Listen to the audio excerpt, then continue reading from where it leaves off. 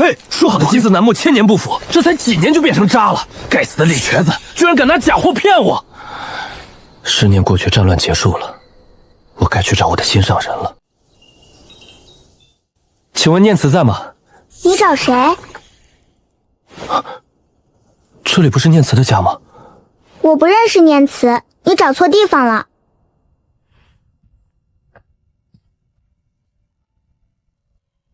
长生，是你吗？不许欺负我娘！10年了，你还是和当初一样。为什么？我们分开之后，我被匪徒追杀，是他爹将我从死人堆里救了回来。这3年来，一直都是他照顾我。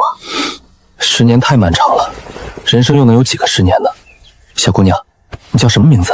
告诉叔叔吧，他是娘亲的故人。我叫李念生。念生，好名字。哥哥的名字当中也有一个生字，不过我叫陈长生，你叫我长生哥哥吧。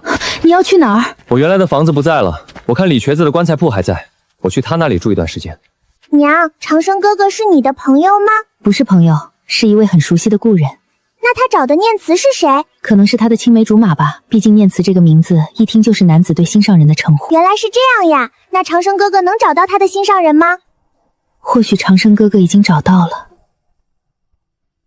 好了，爹爹快回来了，我们一起去做饭给他吃，好不好？好。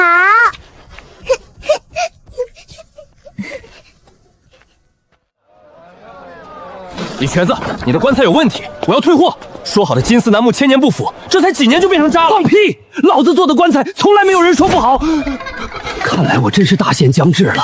陈长生那个死穷鬼怎么来找我了？当初你可是和我打包票说，如果棺材出了问题可以来找你退钱。现在你这个样子是想赖账吗？要钱没有要命一条。李瘸子，你就不怕我吗？当初我坟上的土可是你帮我埋的。我李瘸子一生无儿无女，也没什么老相好的。你觉得我会在乎少活3年或者多活3年吗？而且当初你来买棺材的时候，我就知道你会回来。为什么？自己买棺材的人我见过，但是兴高采烈给自己买棺材的，我还是第一次见。小子，有没有兴趣来我这儿当伙计，保吃住，不给工钱？学了这门手艺，你这一生大概率是饿不死。李瘸子，你这条件也忒小气了吧？多少给点工钱啊！这巴掌大的地方你也看见了，旁边这口棺材就是你的床了。正好你也喜欢睡棺材。等会儿，你不是要教我做棺材吗？给我这东西干什么？正所谓技多不压身，实话告诉你吧，白事一条龙我全会，你要学的东西多着呢。说得好，技多不压身。长生哥哥，念生，跟你说过多少次了，我这里是棺材铺，你一个丫头成天往我这里跑，像什么样子？我才不管那么多呢，他们爱说什么就去说吧。而且现在瘟疫横行，他们哪还有心思来管我？我去给你做饭了。瘟疫已经横行了整整1年，瘟疫最开始的时候，念慈夫妇就去世了，他们的白事还是我帮忙操办的。算了，还是等这小丫头嫁人再说吧。长生哥哥，你是仙人吗？你这丫头说什么傻话呢？我要是仙人，我怎么会看着你娘他们中瘟疫而死？你娘可是我很好的朋友。长生哥哥，我长大了，我不是以前的小丫头了，有些事你骗不了我。你这丫头今天又发哪门子的疯？不是不给你买糖葫芦，实在是你那牙齿不能再吃糖葫芦了。改天我带你去买。念慈是我娘的小名。你是在怪我没有救你娘吗？不，我从来没有怪你，我太了解你了。如果你有办法能救我娘，你一定不会看着她死的。这个秘密是娘在临终前告诉我的，她知道我。明天带你去抓兔子，这件事情就此打住。为什么？当年你错过了一次，现在你还要做同样的事情吗？我希望亲手埋葬你的是你的子孙，而不是我。你明白我的意思吗？长生哥哥总是那么好骗，我又骗到你了。作为惩罚，你今天打算送什么给我？这是给你的生日礼物。长生哥哥，听说明天这样会有仙人来选徒弟，我想去试试。仙人能活很久很久，或许那个时候我就能一直陪着你了。念仙人不是那么……让我任性一回好吗？好，一切依你。我先回去了。长生哥哥，你有时间多出来晒晒太阳，不要老是躺在棺材里。长生哥哥，你有没有听过一句话，终被年少不可得之物困其一生？你这样做，何尝不是给自己添加了一道枷锁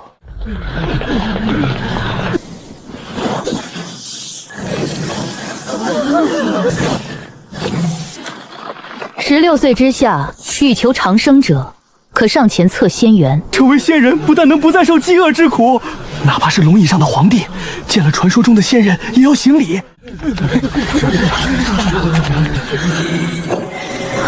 果然是极品水灵根，丫头，你可愿拜我为师？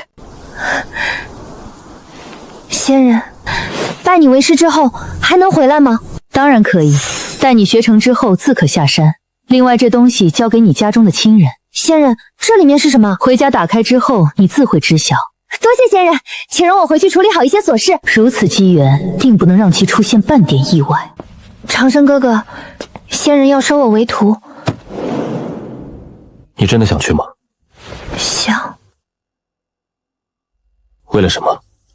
为了长生。天下有很多人从凡人变成了仙人，但却从来没有仙人变成凡人，可见长生路是一条不归路。若是有一天你走累了，你且回头一看，长生哥哥永远在你身后。修仙是一个吃人不吐骨头的地方，放人之心不可无。仙人光临寒舍，真是令寒舍蓬荜生辉啊！这丫头有仙缘，她未来前途不可限量。念生这头从小就调皮，以后就要牢防仙人费心了。对了，不知仙人所居仙山是何处？若是有时间，我也好去拜访一下。南边万里之外有一宗门，名为玲珑宗，普通人30年也未必走得到。你若是想来，那便来吧。我此次出来有任务在身，我们要快点出发。长生哥哥，你的话我记住了，我一定会来找你的。在这儿已经停留了8年时间，若是继续待下去，可就不是保养得好这种说法能糊弄过去了。是时候去看看聂生那丫头，看她过得好不好。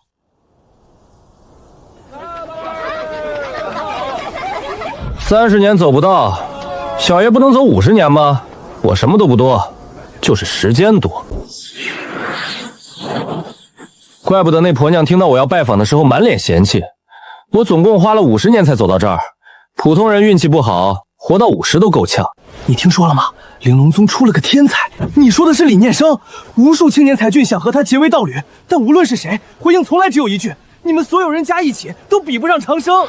唉，算了，还是找个地方继续开我棺材铺。请问有人在吗？施主，你怎么能躺在棺材里呢？棺材是死人睡的。你这话说的就不对了。无论是凡人还是修仙之人，最后都免不了一死。那活人为什么要嫌弃自己的最终归宿呢？阿弥陀佛，是小和尚我着相了。想不到你人虽小，还蛮有悟性的嘛。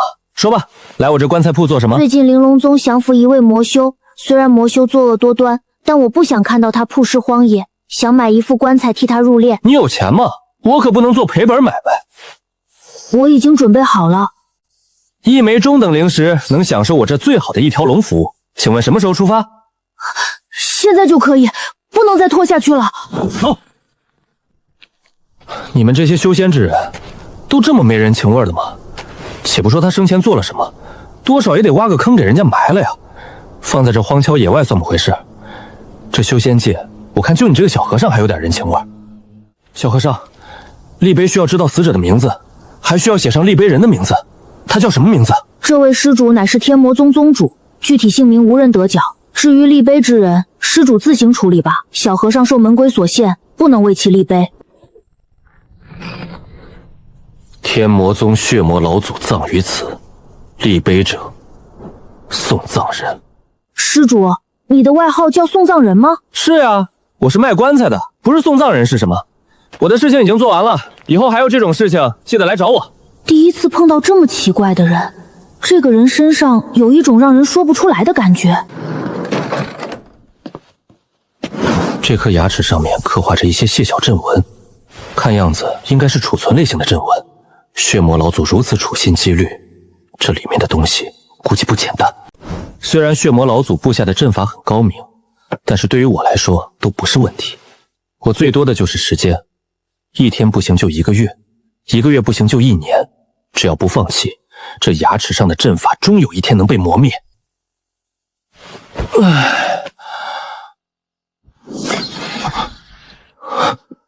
伪灵根有意思，我倒要看看这伪灵根到底是什么东西。这血魔老祖真是个人才啊，这种稀奇古怪的方法都能被琢磨出来。他选择这么急功近利的做法，大概是他当时寿元将近。我拥有这么长的寿命，也许能解决这个难题。不管了，睡一觉再说。陈长生，今日贫僧一定要与你辩上个300回合。你好歹也是天佛寺传承人，众人口中的一休大师，若是让人看到你现在的样子，岂不是让人笑话？他们想笑就让他们笑去吧，就算他们把我捧上了天，也改变不了我输了20年的事实。听你这意思，今天还想和我辩法？那是当然，不和你辩法，我来找你干什么？但话说回来了，你这修炼天赋是真够烂的。20年前你是炼气3层，现在你是炼气4层，你这境界增长的速度也忒慢了吧？我真担心你某天一不小心就嗝屁了，到时候我找谁去辩法呀？修行天赋又不是我能决定的，我能有什么办法？没有修炼天赋，我可以帮你啊。虽然不能改变你没有灵根的事实，但是延长寿命还是没问题的。生死有命，富贵在天，一切顺其自然就行。今天我不想和你辩法，我有件事情想请你帮忙。不帮，除非你同意我给你延长寿命。你如果帮了我这个忙，我就同意你给我延长寿命。什么事情？尽管说便是。我一休大师保证办到。你来玲珑宗，应该是为了参加长生仙子接任长老的典礼吧？怎么，你也想去见识一下？不是，我想请你把这个东西交给长生仙子。你别告诉我你喜欢长生仙子，这个女人压根就对道侣的事情不感兴趣，你还是别白费功夫了。只要你把东西送到她的手上就行。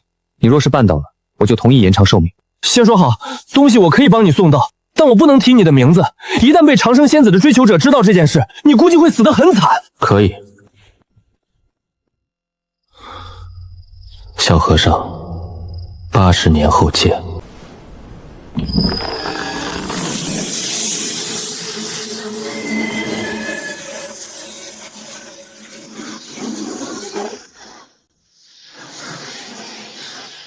念生，典礼快要开始了。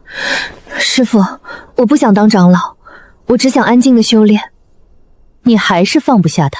我踏入修仙之路就是为了他，若是没有他，一切都将会毫无意义。可他是一个凡人，70年过去了，现在已经是一个白发苍苍的老者。你们终究是2个世界的人，你明白吗？师父，长生哥哥说过的话一定会算数。他说若有一天我回头，他一定会站在我身后。好了，师父，长老之位我还是要接任的。成为玲珑宗的长老，我才能获得更多更好的功法。我可不想在这条路上停下脚步，因为我知道长生哥哥也不会停下。上清观送琉璃丹2枚，天佛寺送佛经1本。长生师叔，师侄还有另外一份贺礼送上。有心了。今天闹这么一出，回去之后自己估计要被师父训斥了，搞不好10年都不能踏出天山寺。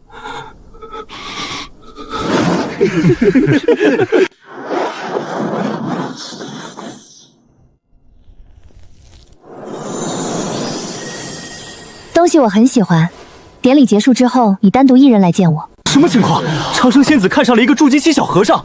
念生终于想明白了，虽然一休的辈分差了一些，不过等那几个老和尚退位，一休的辈分自然就上去了。实力这方面有些不好弄，玲珑宗好像没有什么好的双修功法呀。一休贤侄，你师父慧海禅师最近身体怎么样？回宗主，师父身体安康，只是最近有所感悟，所以才让弟子前来。果然是名师出高徒，等你境界稳定了，记得来玲珑宗提亲。宗主你误会了。哎呀，俗话说得好，女大3抱金砖，女大30送江山。我这弟子虽然大了你50岁，但对修行之人来说不是什么大问题。至于你师父那里，我赵德柱亲自去说，你们天袍司又不是没有劫道侣的先例，这点面子你师父还是要给的。师叔，这个木雕不是我的，这里原先真的是更才铺，你要相信我。一休，你想和我结为道侣吗？不想，现在不会想，以后也不会想。这样最好。你如果敢有这样的想法，我就把你的光头从你的肩膀上摘下来。从今以后，无论谁问你，你都不准提陈长生这个名字。若是你敢透露半个字，你的命可就保不住了。小僧知道了，那小僧还能见到他吗？应该会吧，毕竟他是一个很念旧的人。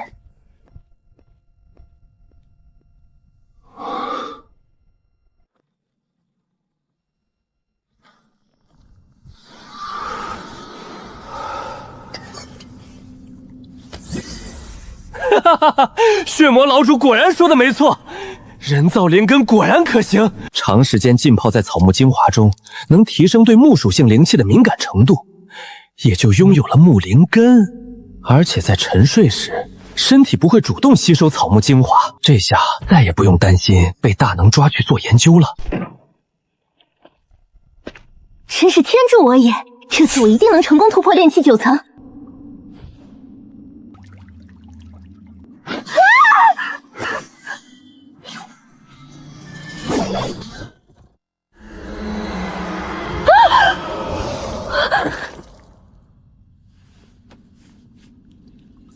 妖族的人怎么会来这里？我这里也没什么宝贝啊。当初在洞口顺手撒了的回春草，居然突破了自身生长上限，存活了整整80年。如果没猜错的话，应该就是这株回春草将它引了过来。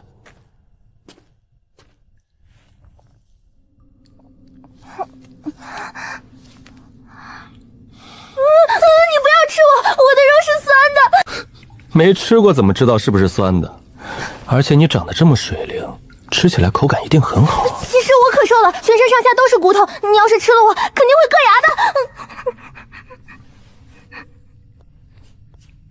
你不是不化骨？不化骨乃是聚集天地死气而生，以血肉为食。如果真有传说中的不祥出现，你现在恐怕连渣都不剩。晚辈打扰了贝清修，还请前辈恕罪。你怎会一个人来到此处？你的族人呢？回前辈，晚辈乃是流浪至此，身边并无族人。今夕是何年？此地又发生了何等变化？汝乃是大千380年，此处一切安好。不过晚辈听说，东边300里之外，上清观有化神大能现世。上清观距离玲珑宗大有1000多里的距离，想不到我居然传送了这么远。念你是无意之举，就不追究你擅闯洞府之罪了。你走吧。啊，前辈，我就这么走了。那你还想干什么？可是这种情况，前辈你不是应该赐下机缘的吗？谁告诉你的？传闻中都是这样的呀。也罢，你我相遇即是缘分，那便赐你一些机缘吧。你经脉承受不住这株回春草的庞大生机，若直接生吞冲击炼气9层，必会爆体，需摘去根须，分次炼化。原来是这样，怪不得我之前修炼总觉气血滞涩。缘尽于此，你走吧。若是你再出现在我的面前，你的小命可就不保了。多谢前辈指点之恩，胡梦娘永生不忘。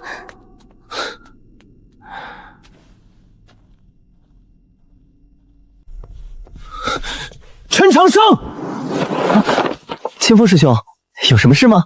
长生师弟，你来上清观已经10年了，10年时间你依旧在炼气9层徘徊，你到底还想不想筑基了？哎呀，筑基这种事情急不得，慢一点总没什么大错嘛。人生的路这么长，慢一点挺好。别人延长炼气期是为了打下坚实的根基，但也没有像你这样一拖就是10年。你虽然有炼气9层的境界，可你连炼气7层的外门弟子都打不过，你到底想干什么呀？修道就是修道，要这么多目的干什么？另外这种事情有师兄你就够了，多我一个不多，少我一个不少。哼，你少在这儿给我打马虎眼。无量秘境马上就要开启了，师傅他老人家亲自给你要了一个名额，这次你是跑不掉了。长生，你入我上清观有多少年月了？回师傅，弟子入观已有10个年月了。10年前，司祖于茫茫人海中一眼选中了你，说你与道有缘，赐予你内门弟子身份。哎呦，师傅，骨头要断了，您轻点儿。你是否与道有缘，为师不敢妄下定论，但你能不能给为师解释一下后山那块放了300年的雷击枣木为什么会变成棺材？师傅，小师弟完全是无心之举，您就原谅他这一回吧。是啊，师傅，小师弟年纪小，不懂事，无心之举。我只给了他外围阵法路线。3年前雷击木还好好的，昨天去看却变成了一具上好的棺材。你告诉我，什么样的无心之举能悄无声息地破开我的大阵？师傅，那块雷击木放太久了，虽然材料可遇不可求，但对你现在的境界来说，多少有些鸡肋了。那东西对我有没有用，我还用你来教？雷击木是我留着雕刻3清祖师的，现在雷击木没了，你说怎么办？道在人心，3清泥塑即可。想让旁人懂我道门，何须外物？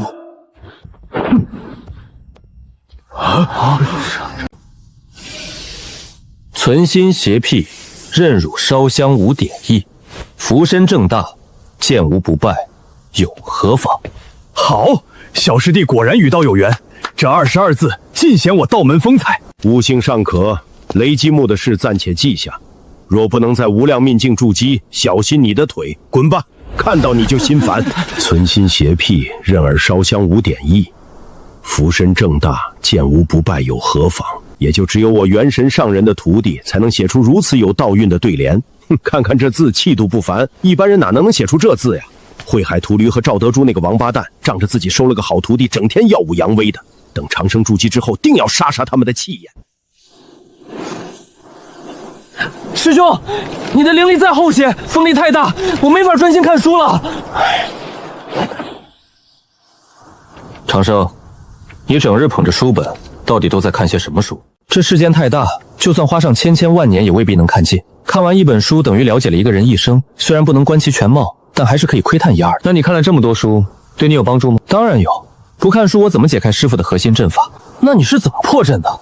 师傅修行的基础传承于上清观，我在藏经阁找到了师傅当年留下关于五行阵法一脉的笔记。明月，你掌管藏经阁，咱们上清观有五行阵法这一脉吗？我虽然没有小师弟博闻广记，但藏经阁的大致分类我还是知道一些的，没听说过五行阵法这一脉。二师兄当然不知道，二师兄看守藏经阁是在30年之前，但五行阵法早在50年前就被撤出藏经阁了。小师弟，你别告诉我你去了书目。二师兄果然慧眼如炬，你该不会把书坟里的书都看完了吧？我虽入门10年，不过我已经看了3/10了。那起码有40万本。书坟里共有藏书98万3521本，勉强有3/10吧。你说的五行阵法一脉，我听师傅说过，这是200年前某个宗门的看家本事。藏经阁里收录的应该也只是基础和一些介绍，你凭借这些就能破了师傅的大阵？当然不是，师傅传承于上清观，又不擅长阵法，大概率无法自创阵法。入门第2年，师傅就给我展示了那块雷击木。为了破阵，我花了1年时间阅尽藏经阁所有阵法书籍，一番比较后才发现，师傅布下的阵法是由9宫八卦阵和北斗阵糅合而成。我试了很多次，始终破不了。就这样，师傅的阵法整整挡了5年。后来我在书坟中看到了五行阵法典籍，还找到了师傅的笔记。我终于明白了，他是借用了五行阵法的原理。之后我又花了1年半破阵而入，最终在10天前完成了棺材的制作。师傅，你的雷击木死得不冤。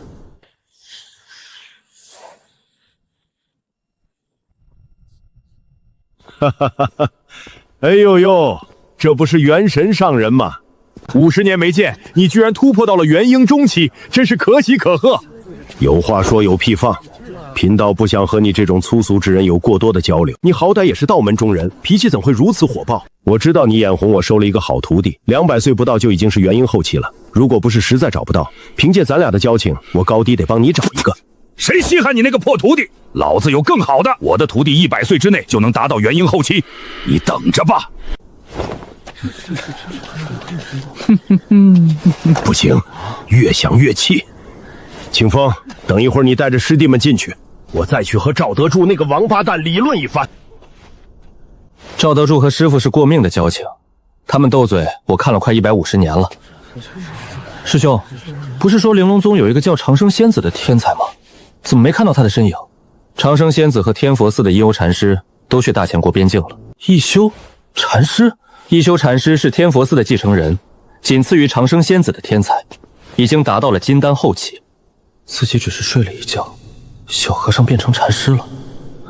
师兄，他们去边境做什么？还能做什么？当然是与夜月国开战了。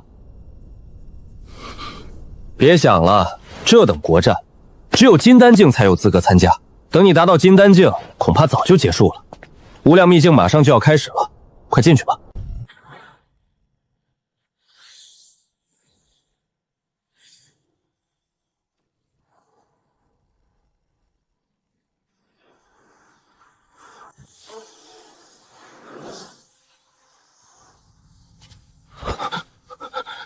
长生师弟，这是哪里啊？远山师兄，你好歹也是筑基中期，不要这么胆小好不好？长生师弟，你又不是不知道，我3岁就到上清观了，每天除了修行就是修行，对于外面的事情，我哪有你了解啊？那你肯听我的吗？当然听你的呀！你去偷师傅的雷击木的时候，还是我给你把风的呢。既然听我的就好，那我们现在开始采花吧。采花？师弟，我们采花干什么？酿酒啊！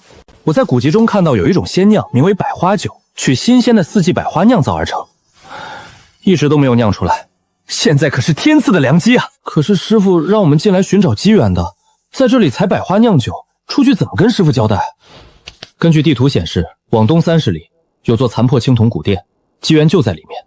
不过那地方人人盯得紧，想去就得和人拼命，倒不如留这儿酿百花酒，回头送师傅和3师兄几坛，比什么机缘都实在。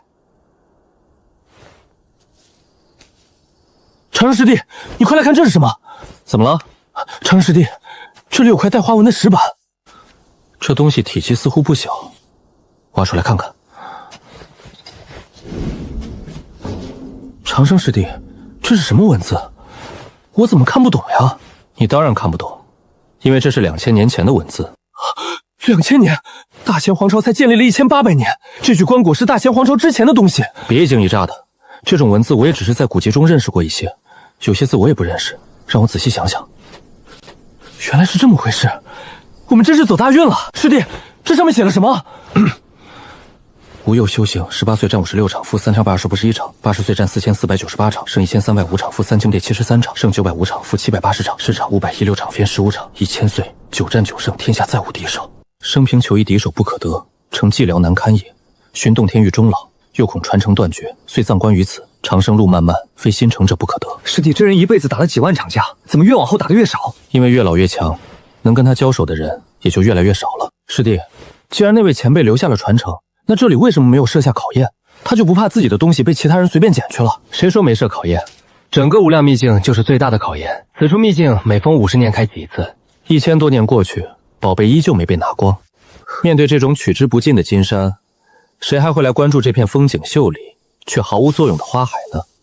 修行是为了求道，有人求武道，有人求长生道，但无论求什么道，最重要的就是不被外物迷惑。你看看进入秘境的这些人，哪还记得自己的初心？忘了初心的人，又怎么会停下脚步看一看这片花海呢？长生大哥，这位前辈叫什么名字？不知道，上面没写。打开看看，说不定有线索。好呀。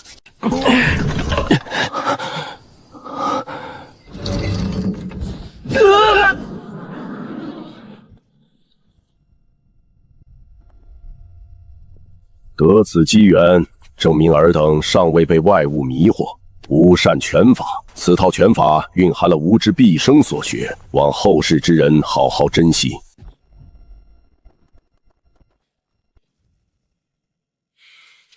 此拳法不重招式，而重于意。晚年迎战9人，9拳出，9人败。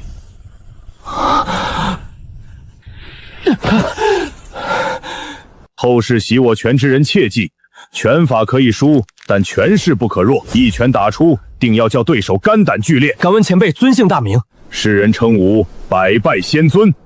多谢仙尊赐下机缘。敢问此拳法叫什么名字？在我手中是我的拳法，在你手中便是你的拳法，故拳法无名。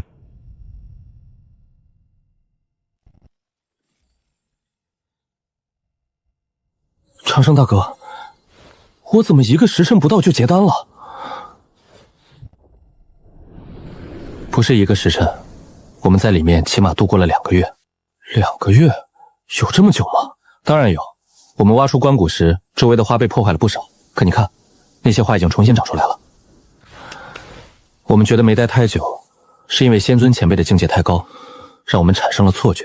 另外，他演示拳法时，我们的身体早就跟着练了很多遍。有这样一位强者手把手教，境界不提升才怪。原来是这样呀，那我们是不是马上就要离开秘境了？酿酒花了2个半月，学拳又花了2个多月，还是快点收拾吧，搞不好马上就要被排挤出去了。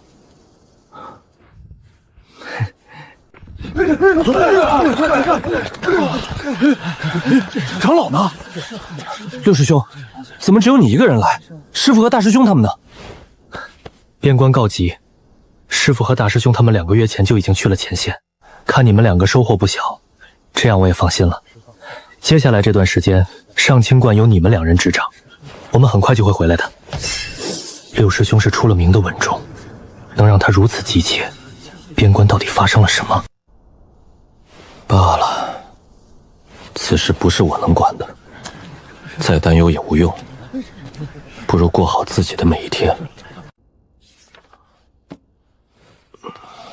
昨天说的事，你考虑的怎么样了？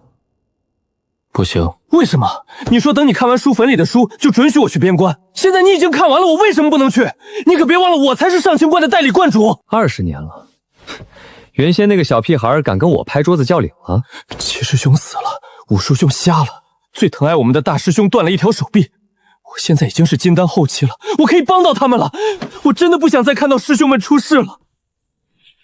从现在开始，我就是上清观观主，九师弟宋远山为上清观副观主，上清观大小分观全部往西后撤3000里。三师兄，师父他们呢？夜月国不知道怎么回事，元婴期的大能突然翻了1倍还多。师父他被3个元婴后期围攻，最后陨落在凤凰山上。我们几个师兄一起行动，半路遭了埋伏。大师兄为了把我送出来，自爆了金丹。大前皇朝战败了，从边关算起，割了5000里地给夜月国。那师父的尸体呢？你为什么不带回来？你是想看着师父的尸体被人炼制成傀儡吗？别摇了，再摇三师兄就要被你咬死了。你伤到了根基，我本事有限，救不了你。夜月国来势这么猛，要的绝不只是5000里地，他们是想吞掉整个大前皇朝。远山天赋不错，就是还有些孩子气。这50年你好好教他，上清观的将来在他身上。长生，你要去哪儿？我去给师父和师兄他们收尸。说来不怕师兄你笑，没来上清观之前，我的老本行是卖棺材，那具雷击木棺材就是提前给师父预备的，现在正好用上了。我们修仙求的是长生，可大家都以为长生之后是大逍遥，却不知道长生才是最大的痛苦。世间如苦海，长生就是永远浮在这苦海里，上不了岸。师父他们脱离了苦海，我们应该替他们高兴才对。以前我记得三师兄说过一个故事，还拿他来下远山，说修仙界有个神秘的存在，专门给寿元已尽的人收尸，只要他出现，就说明有人要死了。没人知道他的名字，只知道他叫送葬人。你还详细调查过这事儿，发现送葬人第一次出现是给100年前的血魔老祖送葬。除此之外，他还和天佛寺的一休禅师有着千丝万缕的关系。不过我只想说，送葬人没你想的那么吓人，他就是个卖棺材的。长生大哥，你还会回来吗？我为你们都做了一具棺材，等你们用到它的时候，我会再回来的。10年过去，每个人都变了，唯有长生师弟未变。远山，过段时间你对外宣布，就说上清观的关门弟子走火入魔而死。为什么？长生大哥他活得好好的，照我的话做，长生有自己的路要走，上清观和他就到这里了。师祖说过，能入道门的人都是6情缘浅，却又重情重义。别人不懂他，我们不能不懂。我那师父平生最怕丢脸，死了又怎会愿意留在异国他乡？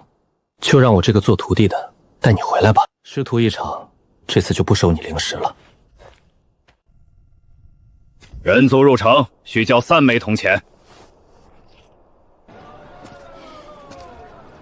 没有显露修为果然是对的，这种小城都有金丹修士坐镇，夜月国怎么突然变得这么强？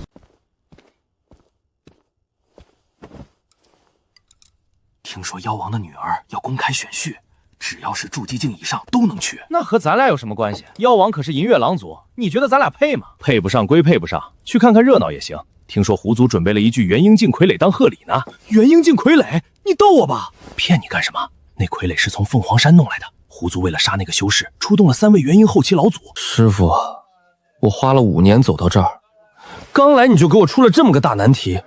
胡族是夜月国的大族，妖王是银月狼王。要是我成了银月狼王的女婿，是不是就有机会从胡族手里把那具傀儡要过来？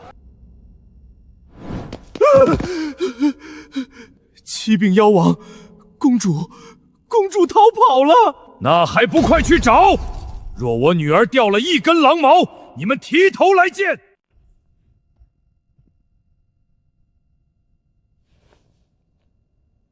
你喜欢嫁人自己去嫁吧，哼，本姑娘可不奉陪了。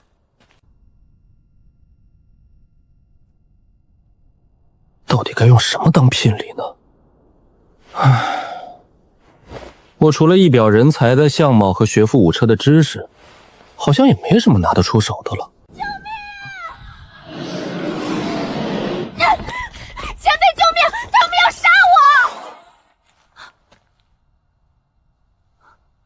不是，这种情况你不是应该英雄救美吗？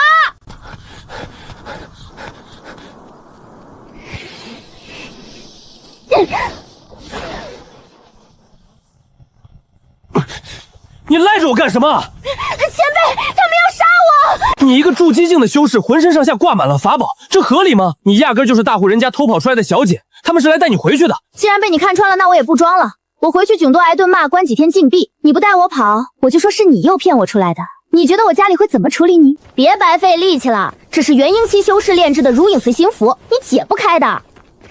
还是跑快点吧，追我的可是金丹后期。我不想掺和你的家事，先前的事可以一笔勾销，你别再缠着我了。哼，我想怎么做就怎么做，有能耐你打碎我的防护罩啊！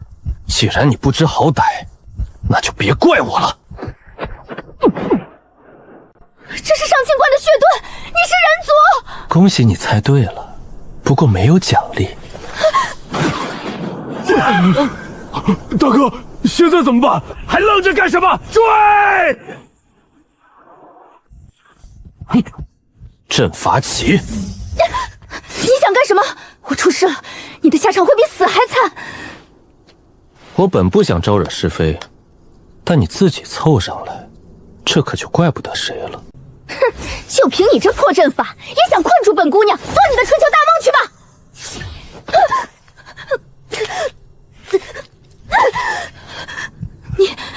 你对我做了什么？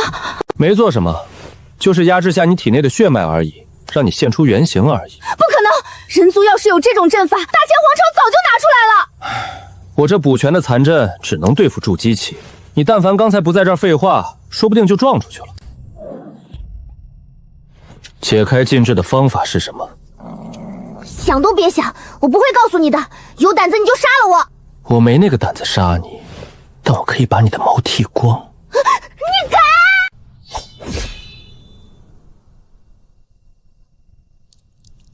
我告诉你就是了，你这个人怎么这么坏啊！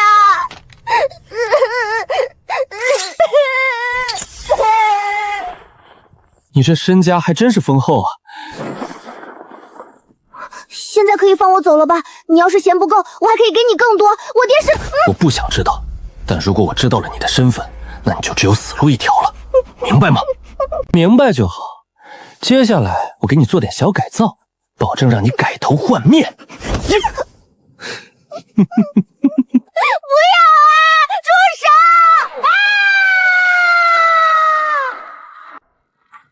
手！你说什么？月儿被人族带走了？跟丢公主是你的实职，自己下去领罚。多谢狼王，多谢狼王。鬼老，你怎么看？月儿失踪后，老朽第一时间推演过，但她行踪被遮蔽了。这种手段绝非一个金丹期人族能办到的。我推算也是天机混沌，能干扰天机的起码是化神期。带走月儿的人是有备而来。若只是那倒还好，老朽担心的是另外一件事。是剑齿虎一族吗？不只是剑齿虎，狐族也异动频频。既然他们想玩，那就陪他们玩玩。我听说玲珑宗的长生仙子和天佛寺的一休长师都在夜月国境内消失了，是被你们杀了吗？哼，要是能杀早就杀了。要说大前皇朝最难对付的人，他们两个绝对是其中之一。谁能想到他们居然……你想套我的话？只是随便问一下，你不愿意说就算了。真的只是随便问一问？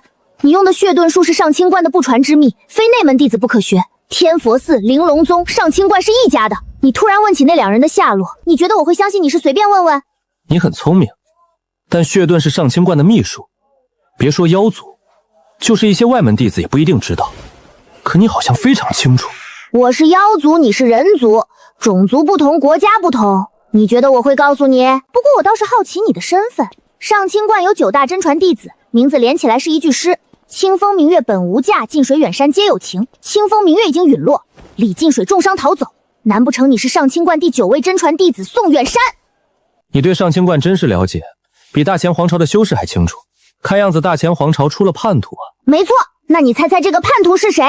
我不想去猜，皇朝我管不了，我只想把我师父和师兄们带回去。嘿呦呦，原来你打的是这个主意呀！可惜你办不到，你师父已经被练成了傀儡。狐族是夜月国的强族，你一个金丹小学谢使能做些什么？要不你放了我，说不定本姑娘心情一好，就把你师父的尸身还给你了。多谢好意，在我没确定自身安全之前，不会放你走。你身上应该没有家中长辈留下的标记吧？你猜？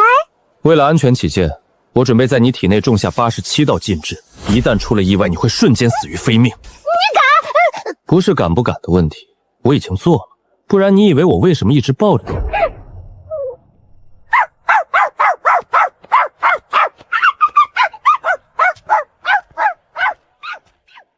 夜月国子民皆知，本王有一独女，如今小女已到婚配之龄，本王欲在天下青年才俊中挑选最优秀之人，将小女许配给他。诸位若有意者，尽可上前。启禀狼王，在下对公主仰慕已久，愿意一试。林兄，在下也对公主仰慕已久，我们恐怕要公平较量一番了。胡战，我怎么不知道你仰慕公主？你该不会是信口胡说的吧？林兄说笑了，对一个女子心存爱慕，未必要像林兄一样闹得世人皆知。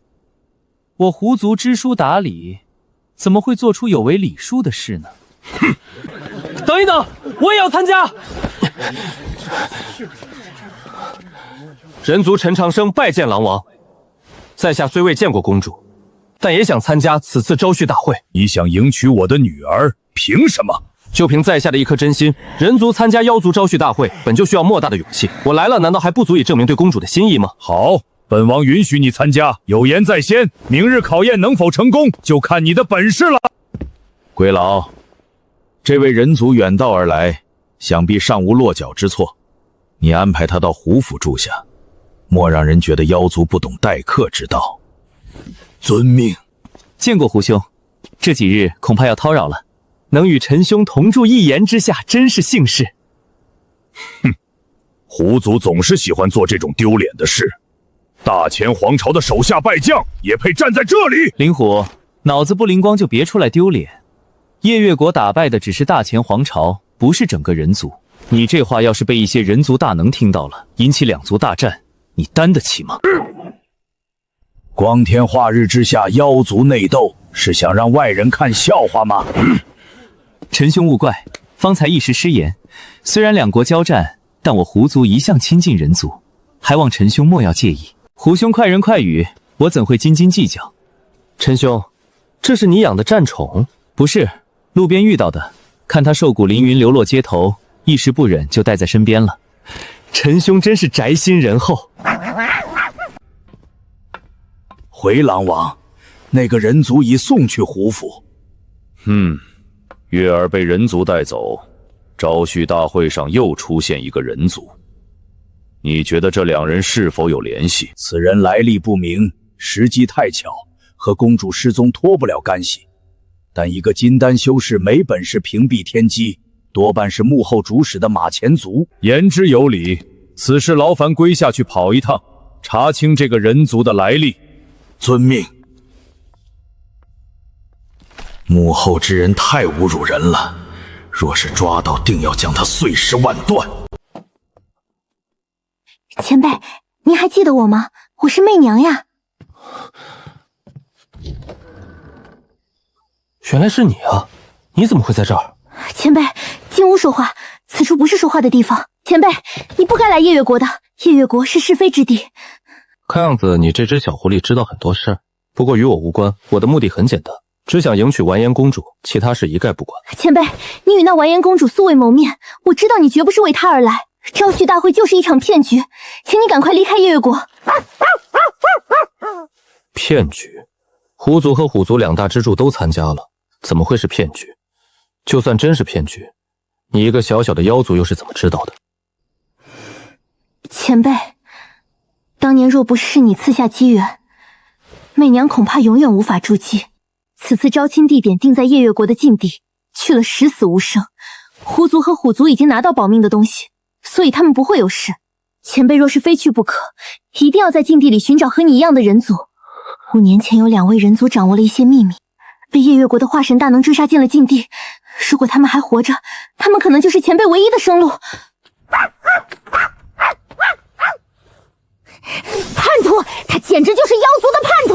本姑娘一定要将他碎尸万段！小白，现在能说说夜月国的秘密了吗？如果我没猜错，那2个被撵进禁地的应该就是长生仙子和一休禅师吧？想都别想！就算你杀了我，我也不会告诉你的！我告诉你，你千万别放了我，不然然我一定把胡媚瑶那个贱狐狸碎尸万段。当年狐族心慈手软放过了他，没想到他居然反过来帮外人，他该死！原来是这样。我遇到胡媚阳时，她只是个炼气9层的修士，连化形都不完整，天真的像张白纸。当时我还疑惑，一个妖族豪门小姐怎么会独自在外历练？现在看来，她不是自己跑出来的，是被撵出来的。谁说她是豪门小姐？只是个普通妖族。你这话就有点欲盖弥彰了。修仙界是人吃人的地方，有时候亲如手足的朋友也会为一块灵石杀得头破血流。胡媚娘若不是豪门出身，以她当年的性子，恐怕早就死得骨头都不剩了。如今她回来，多半是来报仇的。就凭她一个小小的筑基修士，别说是她，就算加上你，你们两个在夜月国也翻不起什么风浪。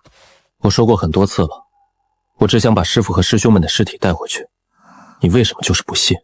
如果只是想带回故人的尸体，你至于费这么大劲？现在我甚至怀疑你和我的偶遇也是你安排的，你就是心存不轨，企图颠覆我夜月国。随便你怎么想，我要睡觉了。大胆！你居然敢让我睡地上！你信不信我杀了你？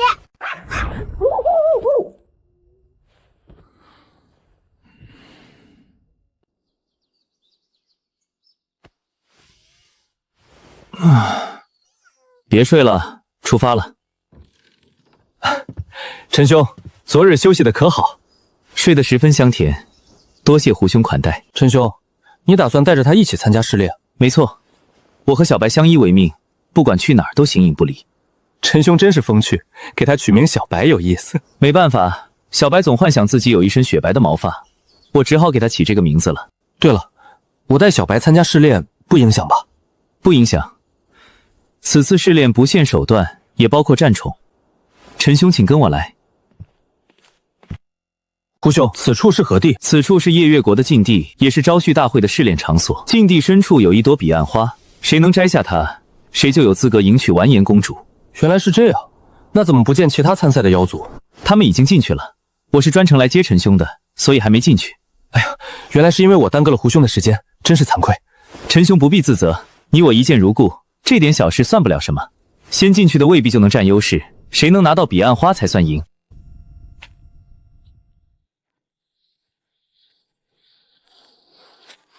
不愧是夜月国禁地，果然凶险万分。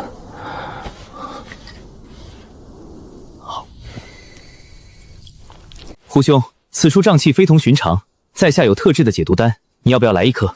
哎呀，陈兄不说，我差点忘了，此处瘴气厉害得很，金丹修士也不能幸免。不过我狐族体质强悍，就不浪费陈兄的丹药了。对了，陈兄，此处瘴气是夜月国禁地特有，你是如何看出来的？难不成你曾来过？夜月国禁地自然没来过，只是曾在无名古籍中见过类似的记载。原来如此，据我所知，500年来夜月国禁地从未有外人进入过。陈兄看到的那本古籍是何人所著？这个我就不知了。我发现那本书时，它已经快烂得不成样子了，或许是500年前所著也说不定。言之有理，我们还是快快出发吧。林虎他们已经进去围阵了。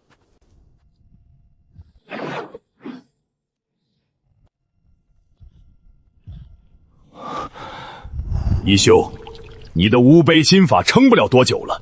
狼王，你让妖族借用如此不祥的力量，到头来只会给妖族带来灭顶之灾。现在回头还来得及。回头？为何要回头？力量就是力量，何来正邪之分？虽然你我种族不同，但我很欣赏你。只要你肯弃暗投明，我愿助你突破化神境。龟老，查清楚那个人族的来历了吗？回狼王，大前皇朝内并无他的记录，或许他用的只是化名。哼，且容他再嚣张几日，等血祭完成，天下无人能拦我。到时候不管是人族还是妖族，都要对我俯首称臣。两位，我觉得你们与其想着怎么弄死对方，不如先看看这些遗迹。少故弄玄虚！天堂有路你不走，地狱无门你闯进来，今日就是你陈长生丧命之时。我知道你想杀我，但你能不能等一下再杀？没看到我在研究东西吗？什么叫等一下再杀？我现在就要杀你！你严肃一点行不行？虎战，你什么意思？你是要帮外族吗？林虎，杀人什么时候都可以做，但你别忘了我们来这儿的目的。陈兄，可看出什么端倪了？胡兄，大前皇朝境内的无量秘境你听说过没有？略有耳闻。无量秘境和这里有什么关系吗？有关系，而且估计还很大。无量秘境当中也有一座青铜古殿，这在大前皇朝不是什么秘密。但夜月国禁地中也出现了一座类似的青铜古殿，胡兄对此怎么看？无量秘境是大前皇朝所掌控，且非人族不得入内。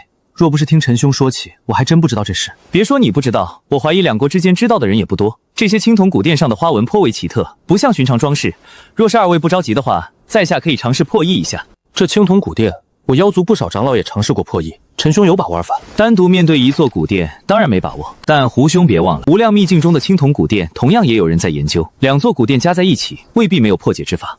如果这花纹真的记录了某些信息，留下古殿的人一定是想让后世之人知道些什么，而不是故意卖关子。之所以看不懂，是因为时间太久远，曾经的文字已经消失了。原来如此，陈兄有发现了。是的，我解开了青铜古殿的秘密了。是什么？快说！二位博学多才，想必也看出了两座古殿的花纹彼此有联系，却找不到任何一种文字对应。这能说明什么？这东西存在的时间太久，当年的文字消失也正常。林兄说的在理，但留下古殿的大能怎么不会考虑到这个？他一定会找一个可以跨越时间、脱离文字的方法。最简单的方法就是图画，文字可能会断层，但图画不会。在很久以前，天空每隔一段时间就会降下巨手抓捕生灵，生灵拼死反抗，却始终不敌。终于有一天，有人发现了一股强大的力量，万物生灵借此打败了巨手。起初以为是上天的恩赐，后来才发现这股力量比巨手更加危险。你还有其他花纹吗？快拿出来！后面到底发生了什么？抱歉，我的都拿出来了。整幅图画我们只凑齐了1/10，想要凑齐完整的故事，我们需要凑齐18座青铜古殿的花纹。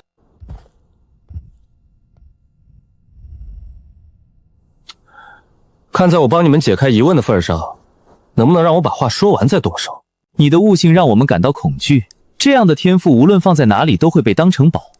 但我想不通，你为什么要来夜月国参加招婿大会？这个时候就别用仰慕完颜公主这种话糊弄在下了。我来夜月国当然有目的，但在说之前，我想说我了解到的是，夜月国修士突然暴增，把大前皇朝打得节节败退，这是我一直想不通。到了夜月国后，我又听说这里经历过一场大清洗，实力却不降反增。同时，大前皇朝还很可能出了叛徒，所有线索都有关联，就差一个关键。现在我终于找到了，18座青铜古殿画的都是同一个故事，但年代太久，残破不堪，单靠一座拼不出完整的图。所以我怀疑大前皇朝的叛徒带着这个秘密投靠了夜月国，而且这座青铜古宫是被人故意破坏的，毁掉的部分恰好就是万物生灵借用不祥力量的那段。你到底想说什么？我想说，你俩就是来探寻这个秘密的。现在这个秘密被你们知道了，你们觉得故意损毁青铜古殿的人会放过你们吗？哈哈哈！好，如此青年才俊，简直是世间罕见，真让本王刮目相看。启禀狼王，此人乃是奸细，我等正准备将其献给狼王。你们虎族总爱玩些小伎俩，当初你们怂恿虎族追求月儿，无非就是想利用月儿知道背后的秘密。现如今秘密被你们知道了，你们还不满意吗？狐族和虎族的2个老古董，以为联手就能让我将秘密交出来，这种想法简直是太天真了。你们是妖族的未来，如果你们现在弃暗投明，我可以不杀你们，还能赐予机缘。陈长生，我很欣赏你的才华，说出幕侯史并且归顺于我，我饶你不死。狼王恐怕要失望了，我背后的人你永远想不到。另外，据我所知，获得那股力量似乎要进行血祭吧？狼王现在还没杀我，是不想浪费。既然如此，那我就让你如愿。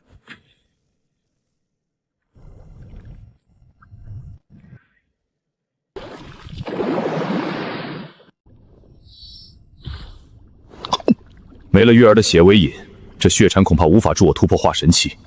龟老，真的就没有其他办法了吗？回狼王，老朽确实还有一个办法。什么办法？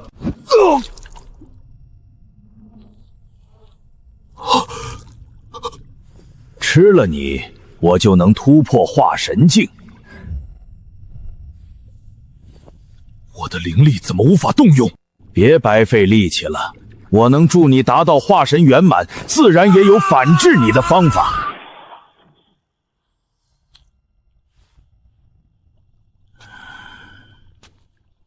你为什么不怕我？师祖，都到了这个时候，你还是不愿意显露真身吗？还是被你猜出来了。你果然是上清宫500年来最为杰出的弟子。不远千里来到夜月国，真是难为你了。跟师祖说说，你是怎么看出来的？从三师兄口中得知噩耗之后，我就一直在思考一个问题：夜月国为何的暴增确实不假，但师父他们不是刚入修行界的新人，没有道理会落个全军覆没的下场。所以你怀疑大前皇朝出了叛徒？是的，但我想不出谁有这本事。上清观的行踪是绝密，皇朝之主也未必全知道，唯一的可能就是上清观内部出了叛徒。我怀疑过所有人，甚至怀疑过师父是假死，但从来没想过会是你。你已经是化神大能了，在大前皇朝的地位无人能比，夜月国根本出不起招揽你的价钱，合情合理。那你后来又怎么能肯定我就是那个叛徒？我也是刚敢确认。来到夜月国后，我遇到一个妖族，他认得血遁，对上清宫也极为了解，却只知道9名真传弟子，不知道我的存在，这让我更确定叛徒出自上清宫。而且这人对我很好，不然不会切断关于我的信息。我在招婿大会上用了真名，夜月国却到现在都不知道我的身份，这已经很能说明问题了。师祖，接下来的事情还需要我说吗？说说吧，从别人口中听自己的故事，别有一番风味。能做到这些，叛徒的地位和实力绝对不低。师父的尸体我进禁地时见过了，所以不是他。没解开青铜古殿之前，我找不到你背叛的动机，但古殿的秘密解开后，动机就有了。另外，我在书府里看到一本无名游记，记录了夜月国禁地的情况，距今起码500年了。师祖，你在500年前就动了这个念头，对吗？哈哈哈！招你入上清观，真是我这辈子做过最正确的事情。我500年的布局，你短短几天就解开了，可谓是旷古烁今。为什么？师祖，你想得到力量没有错，你哪怕想要另立皇朝，师父他们也会跟随你的。你为什么要杀了他们？大前皇朝是我的曾经，上清观是我的心血。我本不想让上清观掺和到这件事情当中。当他们发现这个秘密之后，不但不支持我，反而将这个秘密说了出去。你以为玲珑宗和天佛寺的人能发现我的布局吗？布局了500年，我不允许有人坏了我的好事。那三师兄呢？你为什么会放过他？清风他们发现秘密的时候，进水出去偷懒了，所以不知情。对了，你怎么知道获取那股力量需要血迹？师祖，您这么聪明，怎么现在反倒糊涂了？在无量秘境中，我藏私了一部分花纹，难道你看不出来？有这么杰出的弟子，都快给我高兴糊涂了。以你的性子，藏私也在情理之中。长生，整个上清观里，我最看重的就是你。你没有凡人那股忙碌劲儿，也没有修饰那股执念，好像世间所有事都只是你路过的风景。修道求长生的人多了去了，可哪怕活了1000年的化神老怪物，身上也找不出你这份淡然。事实证明我没看错你，现在机会就在眼前，只要你我联手，我们能比所有人都走得更远。怎么，你也觉得这股力量不祥？大可放直接吸取，确实会引来麻烦，但经过血脉过滤就不会了。看守青铜古殿的18个种族，正好就是过滤这股力量最好的工具。完颜阿骨朵那个蠢货一直用他女儿过滤，以为这样就能万无一失，可他不知道血脉不纯，根本滤不干净，不然他也不会被我反制。师祖，我不是担心力量是否安全，我根本没想过这个。我来夜月国的目的只有一个，把师父和师兄们的尸体带回去。你终究还是和曾经一样，但你也应该知道，顺我者昌，逆我者亡。弟子当然知道，还请师祖看在曾经的情分上，让弟子给师父收完尸再动手吧。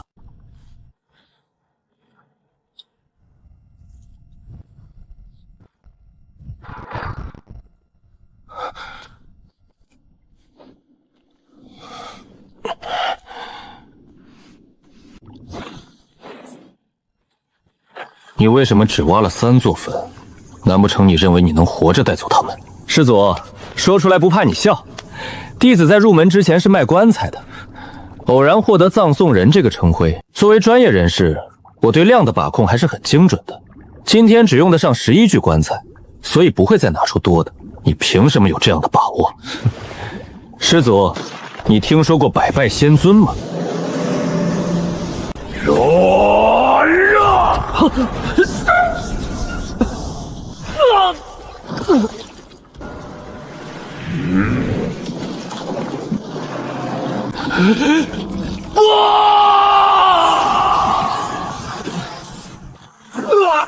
义兄，你还在等什么？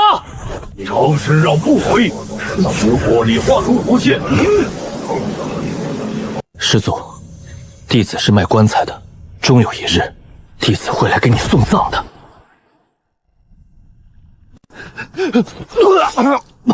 别躺着了，快起来接着跑！祖宗，我刚刚施展的是天佛寺秘术，一次消耗精血和10年寿元，现在已经逃出千里之外了。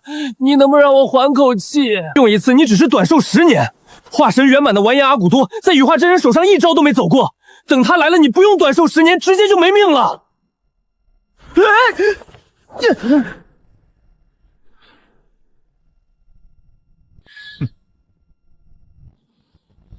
我的好徒孙，你可千万要躲好了。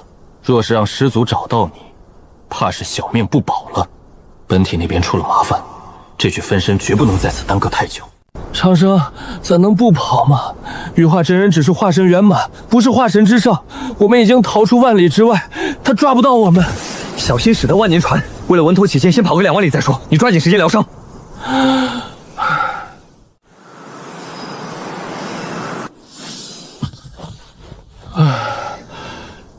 这下不用跑了吧？我们距离夜月国整整3万里了。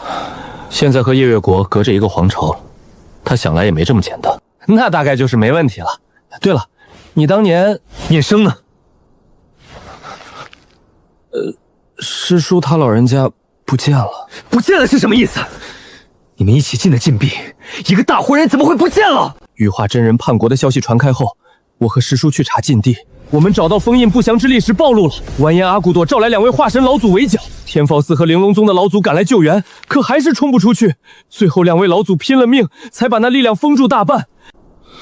我问的是李念生，不是夜月国禁闭。老祖牺牲后，我们2个自然逃不掉，本以为必死无疑，谁曾想师叔在青铜古殿里发现了一个残破的上古传送阵，勉强修补一下还能用。然后呢？你独自留下断后，让他先走？当然不是，传送阵是残破的，我在传送途中掉出来了。后来实在没办法，我只能躲在封印裂缝里，摆出同归于尽的架势。那传送阵通往哪里？上古传送阵威力大得很，我看不懂，但传送距离应该在10万里以上吧。这茫茫人海，我上哪儿去找聂生这个丫头？其实你也不用太担心，师叔已经是元婴圆满，距离化神只有1步之遥，以他的实力，在哪儿都能活得很好。对了，你怎么突然就金丹境了？还有，师叔好像很早以前就认识了你，你到底活了多久？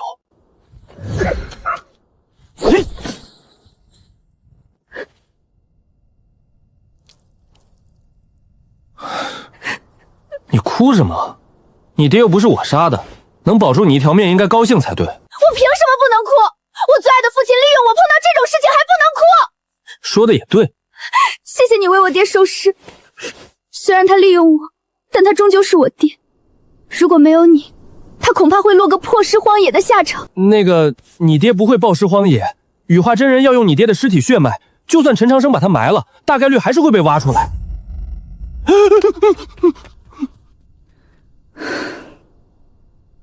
你接下来打算怎么办？这修仙界我是看透了，我还是打算干我卖棺材的老本行。你们2个呢？羽化真人掌控了夜月国，长久下去，夜月国的子民一定会遭受灭顶之灾，所以我必须回去。你呢？阿弥陀佛，大前皇朝和夜月国皆在水深火热之中，正所谓我不入地狱谁入地狱，贫僧愿意以身食魔。说人话。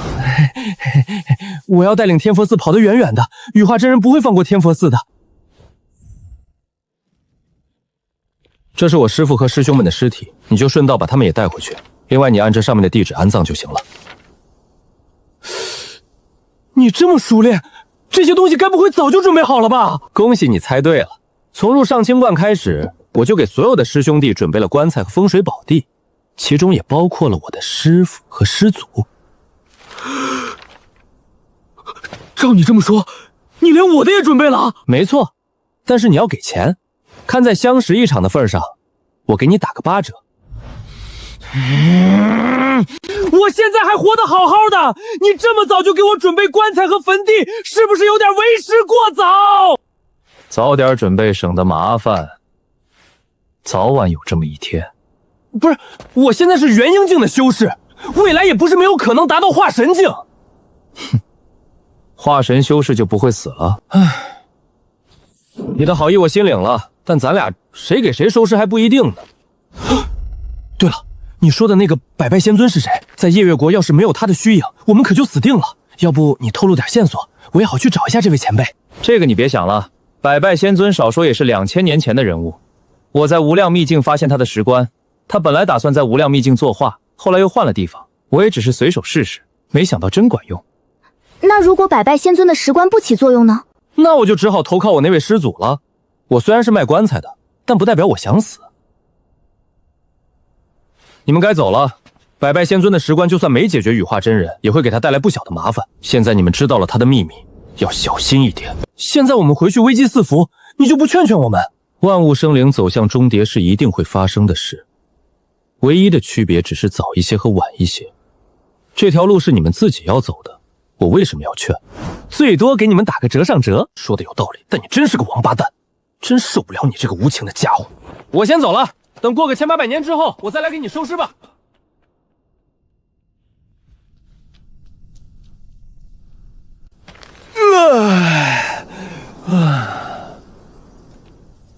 听说这个国家叫玄武国，不知道有什么好玩的。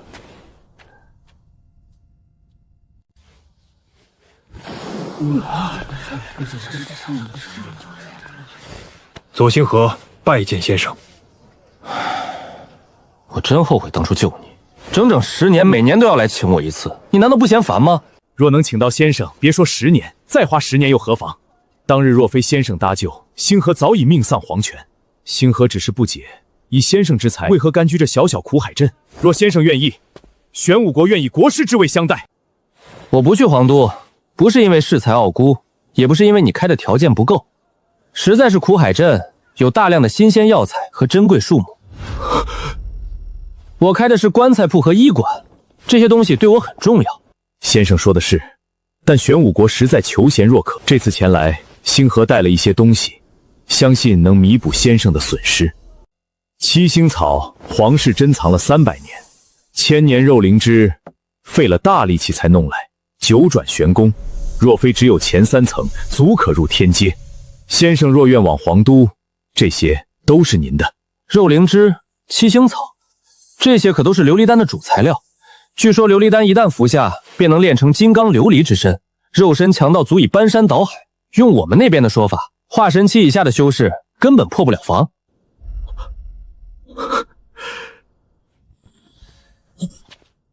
先生，难道这份礼物还不能入您的法眼？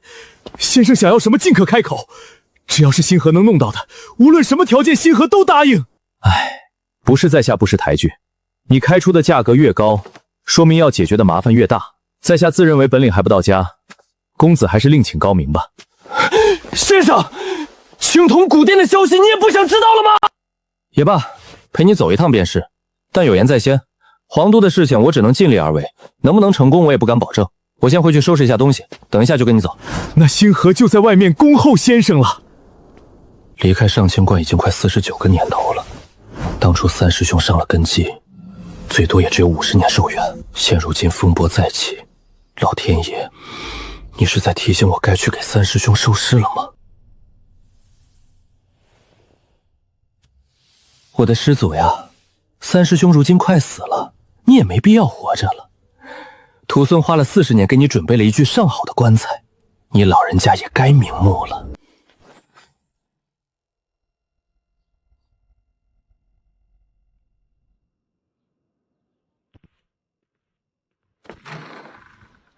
先生学富五车，依旧手不释卷，如此态度，当真让星河佩服万分。星河该安排高等魔兽作为坐骑，但考虑到情况特殊，太过招摇恐会给先生带来不必要的麻烦。有什么想问的就问吧，既然答应帮你，我也不会藏着掖着。先生，您炼丹、阵法、医术、寻龙点目样样精通，这么多东西是如何做到的？你今年多大了？星河今年正好满100岁。100岁有你这修为，算得上颇有天赋。可你活了100年，前20年懵懂无知，后面的80年你都做了什么？在这80年的时间里，我得到了修为、权力，还有一位如花花似劝的道侣。总结得很到位，可除了这些呢？一天12个时辰，你全花在这儿了吗？出门游玩，风花雪月，争强好胜，也占了不少时间吧。我算不上什么天才，也没什么了不得的师傅，只不过是把你们丢掉的时间捡起来，仅此而已。心境不够，路就走不远。好一句仅此而已。先生此言足令天下修士汗颜，玄武国愿以国士之位相待，先生意下如何？还是算了吧，我的心思不在这些上头。你花这么大代价请我出山，长安城那边想必不太乐观了吧？你父皇还能撑多久？父皇如今大限将至，最多也只有1年光景了。前些日子父皇下旨，谁寻到龙窟，谁就继承皇位。左皇活了2300年，延寿的法子怕都用尽了，如今急着找墓地，怕不是找龙穴，而是找逆活一世的地方，这可不是好找的。若好找，星河便不敢来烦先生了。就是不知先生对这件事有几成把握？对于这件事10成把握不敢说，5、6成还是有的。先生，你当真有如此大的把握？找到地方的把握我有，但找到后不代表能成，能不能成得看玄武国愿出多大代价。另外，逆活一世想的人多，成的少，你最好劝劝你父皇。左皇活了2300年，比化神期修士还多1倍寿元，人老成精，如今的长安城说是龙潭虎穴也不为过。若不是为了青铜古殿的线索，自己绝不会趟着浑水。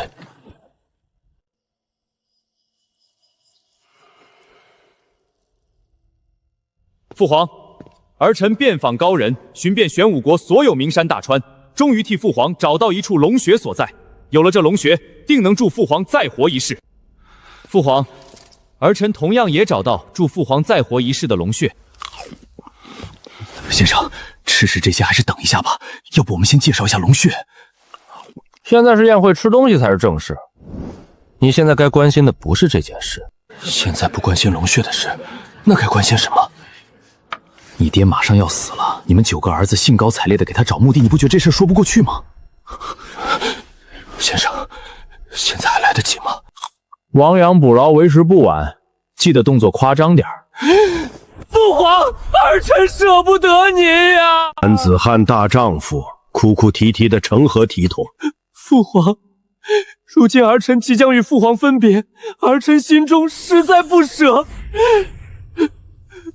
你的孝心朕知道了，但生离死别乃是天道，不必太过伤心。能不能要点脸？这么不要脸的招数，你是怎么想出来的？为什么我就想不到呢？大哥，你从哪儿找来这么一个乡野村夫？如今正是父皇千年大计的关键时刻，让这种人出现在大殿之上，岂不是丢了我玄武国的脸面？没听说过压台出场吗？厉害的人都是最后才出现的，慌什么？敢问左皇可有地图？若有，地图越大越好，越详细越好。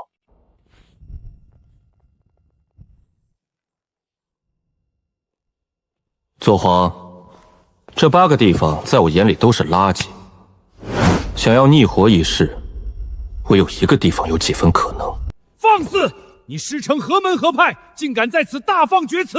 说出你的师门，让我们替你师父好好教训教训你。抱歉，在下的师门并不擅长寻龙点穴，这些东西是我自学的。另外，在下的本职工作是卖棺材，同时兼职寻龙点穴，以及包办白氏一条龙。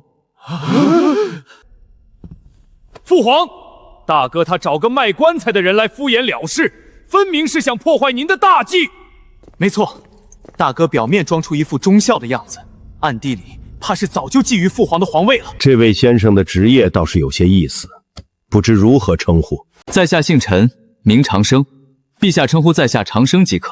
长生，好名字。那不知长生先生可否解释下方才的言论？陛下要找的是能逆活一世的地方，这等所在若真轻易寻得，天下修士又怎会困于寿元？何况此等传说之事，至今无人能证其真。这些人个个夸夸其谈，说到底不过是空口无凭。既然是骗人的话，可不就是废纸一张？有几分道理。那不知先生选的龙穴在何处？朕也想看看你选的到底有何不同。就是这里。放眼方圆10万里，也就只有这个地方有可能助陛下逆活一世。那个位置，正是与青铜古田有关的地方。荒谬！此地乃是天下公认的禁忌之地，怎会有龙穴？你们可真知道什么才是真正的禁忌？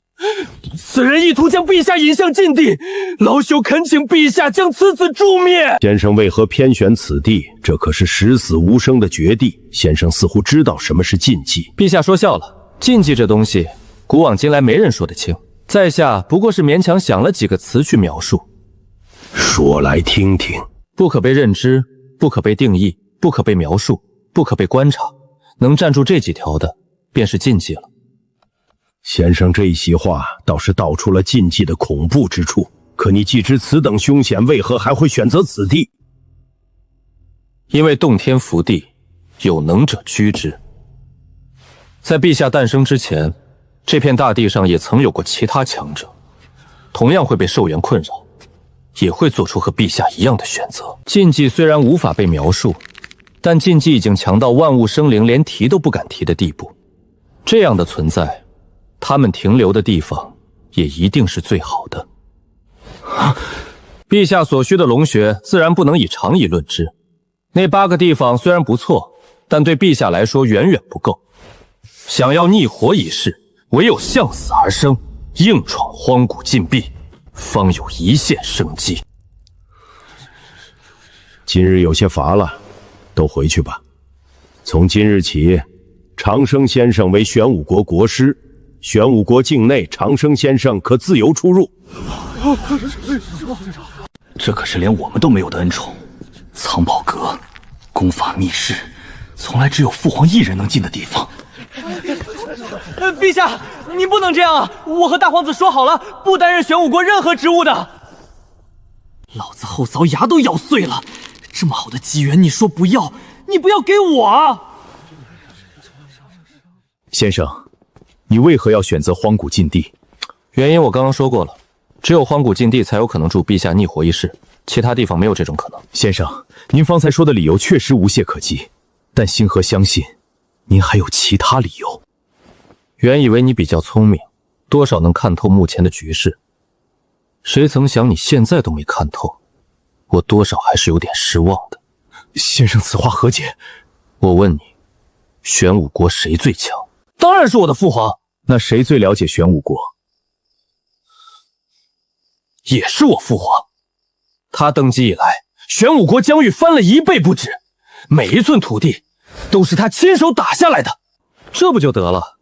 陛下是玄武国最强者，也是最了解玄武国的人，他难道不清楚什么地方能助他逆活一世？先生的意思是，荒古禁秘是父皇自己的意思？没错，你身为玄武国大皇子，史书应该比我清楚。陛下活了2300年，前面2200年里既无子嗣也无道侣，可偏偏这最后100年你出生了，还多了8个兄弟，2200年都没做的事儿，忽然在这100年里全做了，你不觉得这像是在交代后事？您的意思是，父皇早在100年前就开始准备了？没个200-300年的准备想都不要想。陛下让你们找龙穴，不过是借机考验你们罢了。让9个年不过百的小毛孩子来准备逆活一世的大事，那才是天大的笑话。先生，你能不能劝劝父皇？荒古禁地乃是大恐怖，稍有不慎，整个玄武国都会覆灭。我怎么劝得动陛下？我不过是个外人，这种事该你来做才对。来的时候我就让你劝劝你父皇，因为我早就猜到他会选择荒古禁地。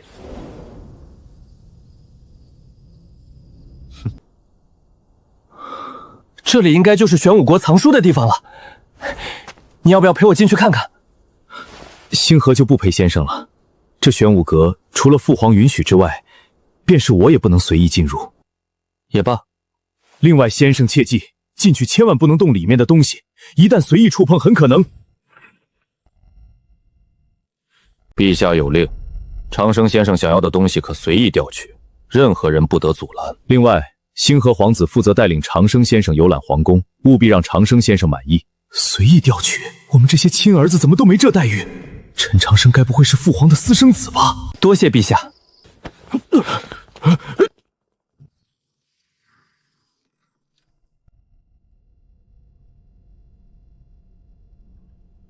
先生，您该不会姓左吧？麻烦您别开这种伦理玩笑。在下姓陈，我不是你父皇的私生子，更不是你亲哥。那父皇为何对您如此优待？难道就因为您猜中了他的心思？啊！这是什么书？这是玄武国的史书，开国以来所有大事都记录在其中。原来是玄武国史书，这可是个好东西。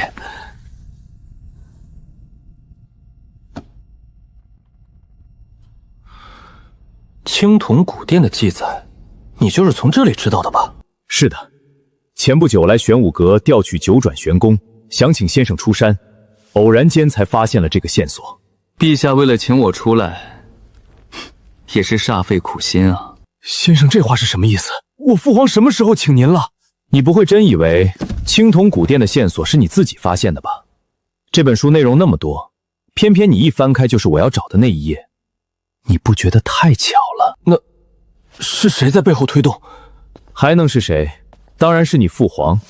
他发现了我的存在，自然会探查我的底细。或许是出于好奇，他才轻轻推了你一把，让我来到这长安城。可青铜古殿的事，我只对先生一个人说过。没错，但你调查青铜古殿，就得找人问，翻古籍。在长安城这1亩3分地上，你做什么，陛下能不知道吗？我突然感觉我像个孩子。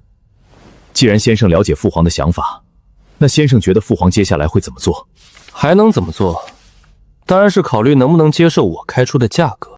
可是，好了，你可以走了，我要安静看书了。另外，记得叫人把玄武阁的典籍都抄一份给我，我留着以后慢慢看。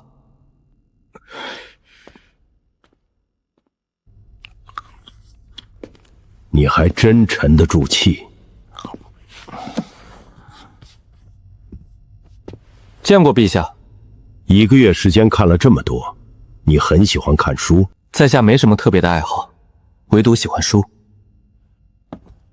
玄武阁给你了，国师你也当上了，拿了这么多好处，依旧贪得无厌。你真以为我不敢杀你？陛下此言差矣，我拿的并非我想要之物，交易要公平，强买强卖可不成？陛下虽能一念定我生死，但我确信您不会杀我，也不会强逼我。你凭什么这么自信？就凭荒古禁闭，那地方有多凶险，陛下比我清楚。去那种地方容不得半点差池，您带进去的人必须信得过。若强迫我随行，陛下您心里恐怕也不会踏实。开出你的条件。我想请陛下帮我杀一个人，至于那半成机会，在杀那人的过程当中，陛下也会拿到手的。有意思，以你的实力和智慧都杀不了的人，想必不是什么简单的角色。你虽然转修了玄武国的功法路数，但我还是在你身上察觉到了另一种气息。如果没猜错，你应该来自3万里之外的大前皇朝吧？既然陛下想听，那在下就给陛下说说吧。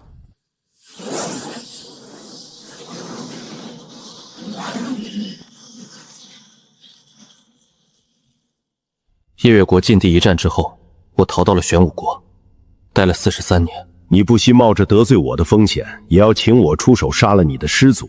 你这么做是为了报仇？并不是，请陛下出手只是为了曾经的一个承诺。当初离开夜月国时，我说过要替他送葬，说过的话自然要算数。好一个说话算话！据你所说，青铜古殿共有18座，彼此之间应当有些联系才对。而这其中一座偏偏落在了荒古禁地，应该就是你那半成把握的由来了吧？没错。你把青铜古殿的秘密告诉我，就不怕我像你师祖一样，借用那股不祥的力量？在下寻找青铜古殿，是因为有一位故人在其中消失了，我想确认他的安危，仅此而已。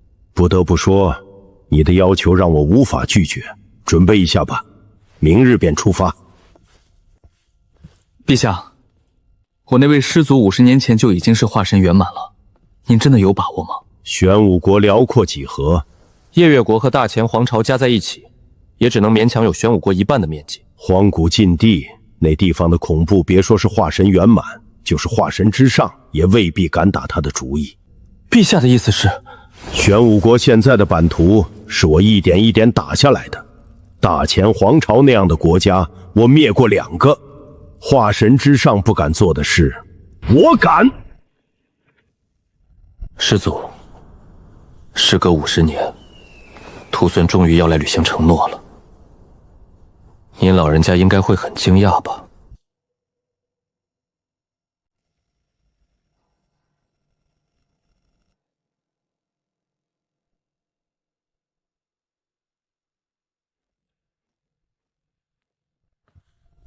先生，你在看什么？看看曾经的故人而已。可这里距离大前皇朝足有3万里，先生能看得见他们？故人在心中，自然不用眼睛看。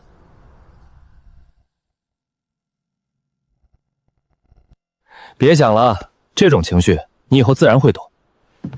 认识一场，到时候给你打个888折。等那一天到了，我亲自给你送葬。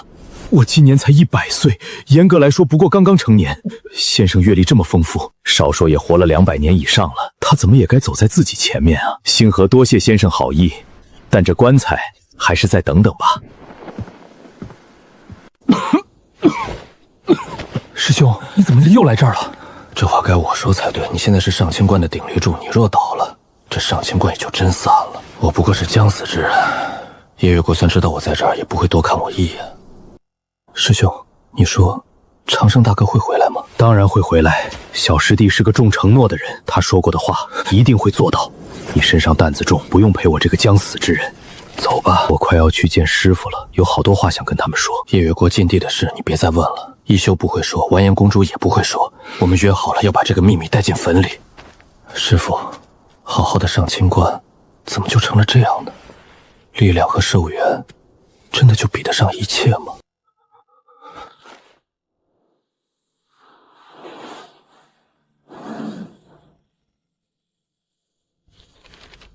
先生，这送葬人真有这么厉害，居然能无声无息地在妖族境内杀死妖王。您是大前皇朝的人，夜月国又和大前接壤，您有没有听说过这人的消息？送葬人我知道，不过你放心，他不会阻拦玄武国。先生，这话就不对了。此人行踪神秘，性格难以嘎没，谁知道是不是那种喜怒无常的杀人狂魔？不然怎么给自己起这么晦气的名字？送葬人一听着就不吉利，防患于未然总归是没错的。送葬人是我的外号，我怎么不知道我喜怒无常，而且还成了杀人狂魔？先生，你怎么会是送葬人？我为什么不能是送葬人？你别忘了我是卖棺材的，包办白事一条龙，专门给人收尸下葬，有个送葬人的称号很奇怪吗？信息这种东西传得越远，变得越多，想从一堆传说里捞出真东西，你得先冷静下来，去看事情本身是什么样，然后你会发现，一根线头就能扯出一整块布。先生，你要去哪儿？在下不擅长打架，这件事我就暂时不掺和了。玄武国虽强，但一时半会儿也灭不了夜月国。我先去办些事，过段时间就回来。父皇，你就不怕他跑了吗？你很聪慧，但你的见识还不够。若是你有一天能看透陈长生这人，就有资格掌控玄武国了。只可惜我的时间不够了，接下来的路需要你自己走。父皇，你真的非去荒古禁区不可吗？或许这世上还有其他办法可以替父皇延长寿命。你还是不懂，当初的我简直和你现在一模一样，虚心求教，却又藐视一切。年少时我总以为天下没什么事能难倒我，寿元问题更是从不放在眼里。那时我觉得生当作人杰，死亦为鬼雄，活着要轰轰烈烈，死也要潇潇洒洒，苟延残喘是我最厌恶的事。可是在活了2000多年之后，我变了。众多兄弟里，你是最鄙视我的。你总觉得曾经睥睨天下的父皇变懦弱了，不敢直面死亡了。你的看法对也不对，说你对是因为你确实该有这想法。说你不对，是你太小看朕了。凡人总说海枯石烂，沧海桑田，在他们眼里，石头不会烂，海不会干。可等你亲眼看着石头化成粉末，大海变成平原，你就会明白，时间才是这世上最可怕的，它能改变一切，包括我们曾以为是真理的东西。你知道直面死亡需要勇气，可你不知道的是，在明知死亡终将来临之后，依旧去追求长生，那需要更大的勇气。若是你坐到朕这个位置上，你有那个勇气吗？儿臣没有这个勇气。没有这个勇气，也不失为一件好事。至少你的未来是稳定的。若有可能，将来一定要重用陈长生。为什么？10年前你去魔兽山脉历练，被这文有所救。其实朕一直在暗处看着，你们的每一句谈话，我都听得一字不落。从那时候起，我就对他起了兴趣。我观察了他10年，10年对修士来说不算长，但也足以让一个人发生改变。可10年过去了，那人还是当初的样子。修士求变数，因为只有变数才能突破瓶颈；而国家求稳，只有稳才能长久。朕是玄武国的皇，也是一个修士。现在是我求变数的时候，而你不同，你还有很长的路要走，所以你必须求稳。有陈长生辅佐你，你未来的路会平稳得多。可陈长生似乎对权力并不感兴趣。那是你的事，朕不可能帮你把所有事都做好，有些路要你自己走。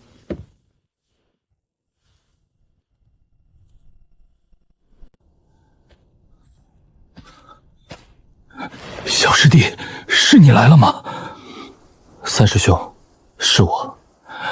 我就知道你会来，你承诺过的事一定会做到。师兄，你马上就要死了，我还是赶快给你换寿衣吧，等尸体变冷，换起来就麻烦了。好你个臭小子，虽然我马上就要死了，但我这不是还没死吗？50年没见了，就不能让我和你说说话呀？三师兄，都到这个地步了，你别告诉我你还有什么执念没完成。你是知道我这个人最怕麻烦的，给人收尸送葬还马马虎虎，但完成遗愿这种事儿就不是很擅长了。放屁！你三师兄我是那种看不开的人吗？生前没能完成的事情，死后我也不会去麻烦任何人。我只不过想在临死前夸夸你，这样也不行吗？当然行了。三师兄的夸奖我可是很少听到呀。夸奖那是对你的鼓励，但你也不能太过骄傲。人生一世，草木一秋，任凭你生前如何叱咤风云，终究是免不了这几块木板。什么功法，什么神兵利器，都只不过是过往云烟。当初你用师傅的雷击木做棺材，我只以为你是孩子心性，可是现在我才明白，上清观当中唯有你看得最明白。伤感的话也说完了，快让我看看你给我准备了什么样的棺材。师兄，我给你准备了一具上好的金丝楠木棺材，金丝楠木可保尸体千年不腐，你摸摸。好啊，不枉我白疼你一场。师祖的棺材你准备了吗？也准备了，千年雷击桃木，上面刻画了我所学的所有阵法，保证师祖永不诈尸。到时候和你们葬在一起，也能慢慢的和他讨论曾经的过往了。哈哈哈哈哈！还是小师弟你想的妥当呀。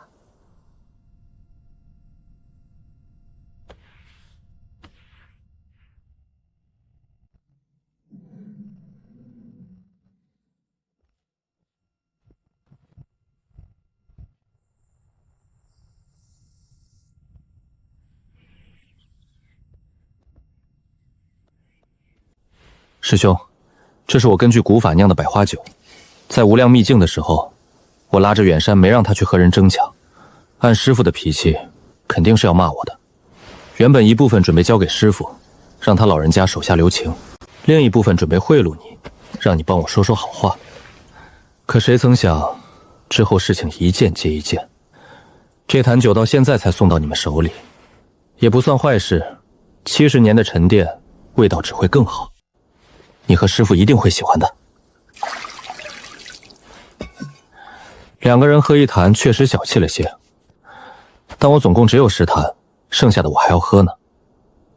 你们就将就一下吧，反正你们也不能从下面蹦出来打我。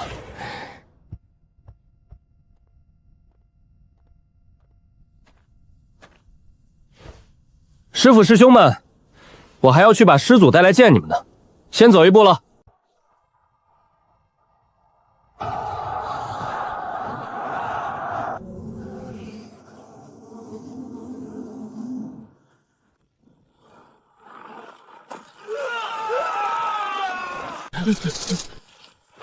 父皇，无量秘境已在掌控之中，现在只差羽化真人占领的夜月国禁闭了。另外，天佛寺的人想求见父皇。夜月国禁闭，为而不恭。天佛寺的人让他们等着，做事情要有始有终。这件事因陈长生而起，也该由他来结束。哼，真是巧了，刚提到他，他就来了。陛下恕罪，长生去处理了一些私事，来迟了。一点都不迟，来得刚刚好。你师祖被我困在禁地了，就等着你去给他送葬。不得不说，你那位师祖还是有几分本事的，他那个分身，朕可是花了2招才打爆。另外，你的故人好像知道你回来了，所以你是打算先去给你师祖送葬，还是先去见你的故人呢？当然是先去见故人了。我那位师祖虽然在陛下眼里算不了什么，但我可不是他的对手。万一他临死反扑，我可扛不住。不如我与陛下分兵行动，陛下先替我处理了他，我回头再来收尸。哈哈哈哈！我就是欣赏你做事的这股稳妥劲儿。也罢，就给你师祖留口气，让你们师徒好好叙叙旧。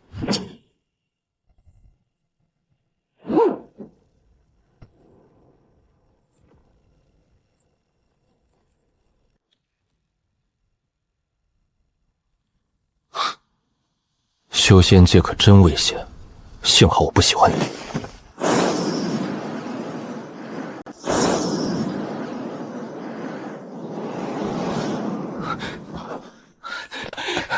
长生大哥，我就知道你一定会回来的。几十年没见，曾经的那个跟屁虫终于长大了，很好，也不枉三师兄的悉心教导。接下来你打算干什么？还能干什么？走自己的路呗。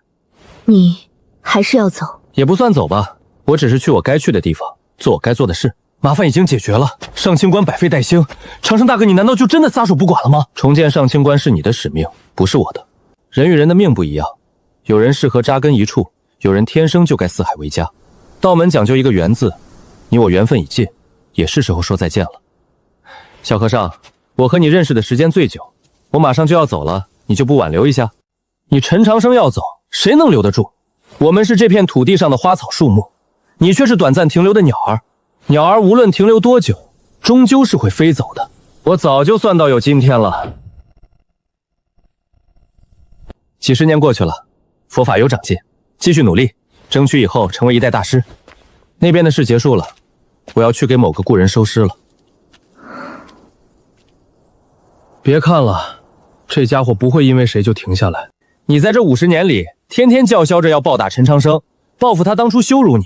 如今人来了，你怎么不动手？他的实力很强，我现在不是他的对手。我可以帮你啊。他其实不擅长应对佛门功法的，我们2个联手，有机会痛揍他一顿的。佛门讲究慈悲，你满口戾气，我看你离入魔不远了。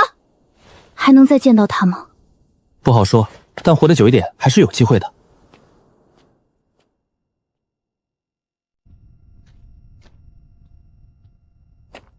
师祖，徒孙给你打造的这具棺材，你看怎么样？不错，看得出你很用心。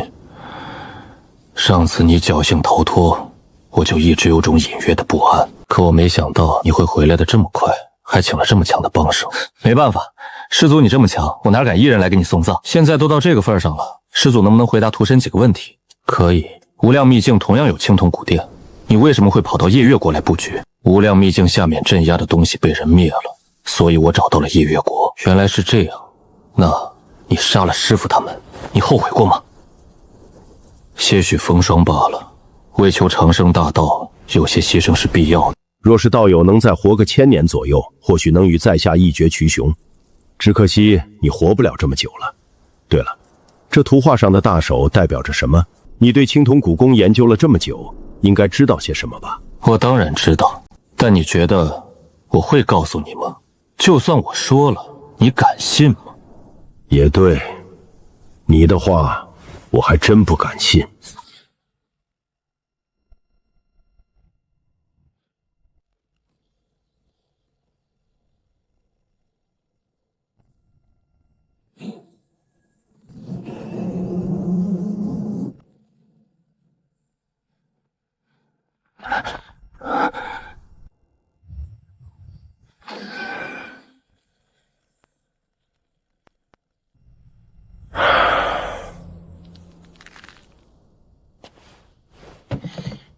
陛下，可有收获？有一些，这每一座古殿里都有传送阵，彼此似乎有联系，但这里那座已经残了大半，看不全了。现在只能指望无量秘境里那座，若它还能用，或许真能通往荒古禁地。原以为青铜古殿只能帮上一丝丝，没想到作用居然比想象过大得多。这一来，进入荒古禁境的把握起码多了2成。对了，这东西也该还给你了。多谢陛下。陛下，百拜仙尊大约是2000年前的人物，您可曾听说过他的名号？听说过，我10岁左右的时候就听过他的传闻了。不过那时候他已经死了2000多年，这上面的字是2000年前一个皇朝的文字。从我记事起，那个皇朝就已经灭了好一阵子了。我能看懂，是因为他亡的还不算太久，有些东西还来得及认。陛下，4000年前百拜仙尊就已经存在了，那他的实力到底有多强？不清楚，但仅凭一道虚影就能镇压此处的灾色和羽化真人，我自认做不到。若不是青铜古殿本身限制着那股力量，我说不定也会动心借用一下。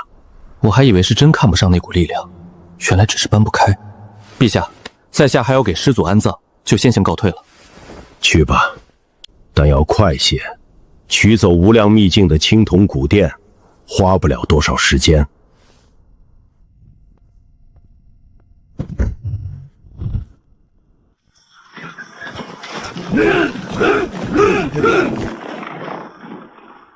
在这片土地上待了快200年了。200年前，我只想安安静静的活着，做些有意思的事，从没想过会离开，也没想过会和修仙界有什么交集。可事情像一只无形的手，硬生生把我推到了现在这个位置，让一个最不想修仙的人达到元婴境，真是世事无常。一段历程已经结束了，无论它曾经多么波澜壮阔，终究是结束了。活着的人，永远都要向前看。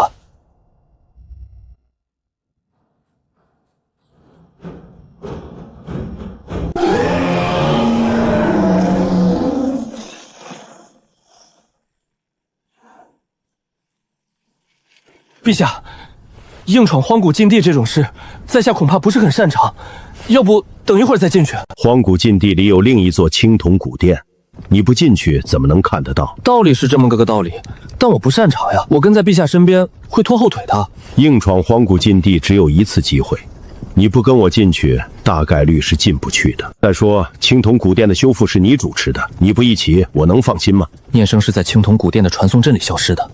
自己本来只是想多研究一下传送阵之间的联系，真没别的意思。就算左皇放弃逆活一事的想法，自己也会想办法进入荒古禁地，否则早就溜之大吉了，哪还会傻傻留在玄武国？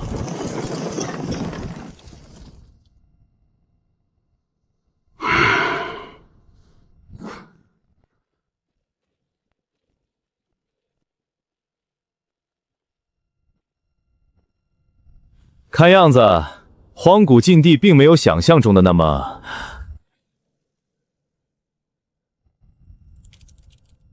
换阵！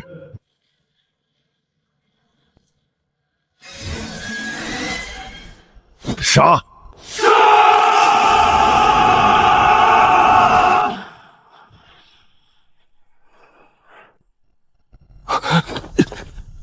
再杀！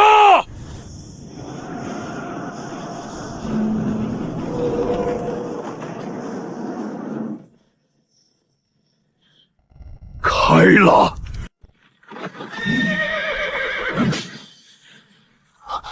那是什么东西？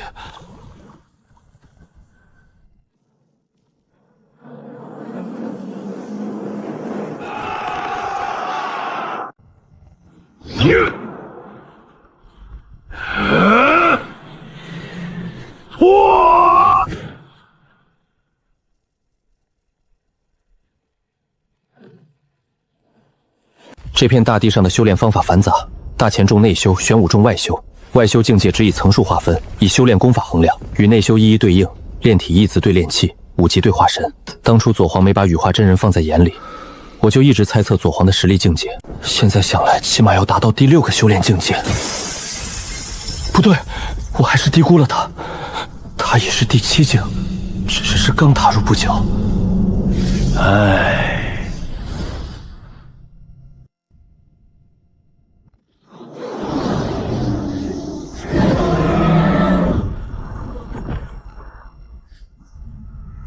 前来！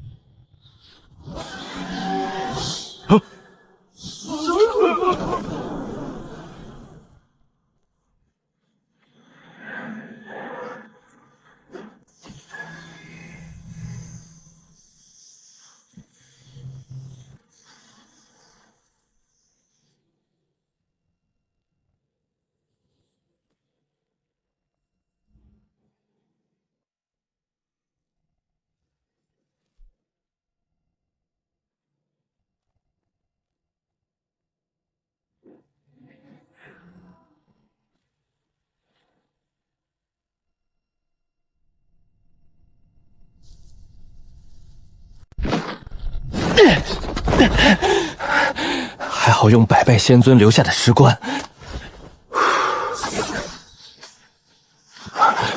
外面是银色阵纹，这里是金色阵纹，完犊子了！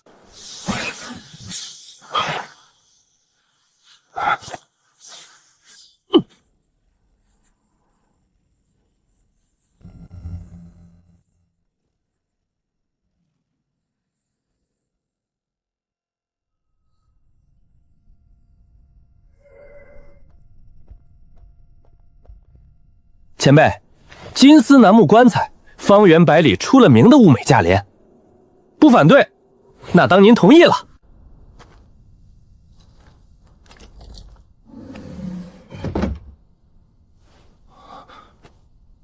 补天膏，扭转生死，续命7日。可惜古药名早已更迭，无法炼制。此书乃一位阵法大师的毕生所学，这金色阵纹从天地大道演化而出，非无上者不可掌控。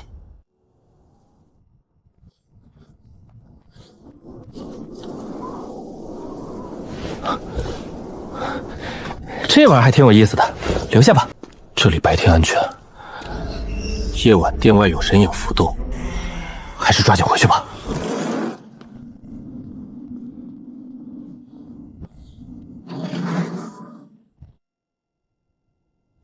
左皇，真不是不给您收尸，实在是小弟时间到了，您多担待，100年后再来给您装脸。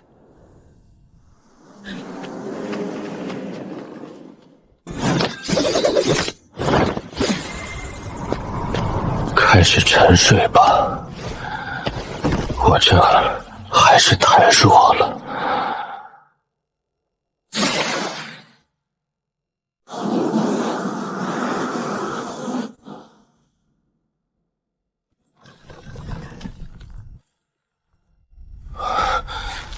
山中方7日，世上已1000年。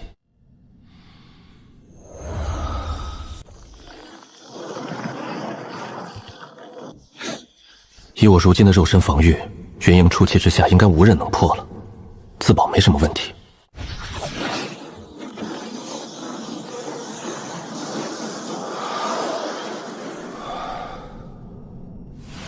元婴后期。在这个时代够用了。这沉睡的代价太大了，灵力跟水蒸发一样，次次醒来都要重修，实在麻烦。当年枯骨旁随便捡的破书，倒是越翻越厚了。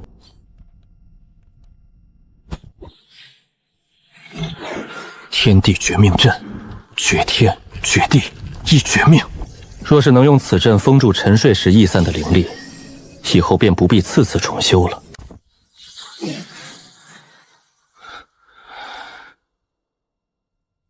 赌一把吧。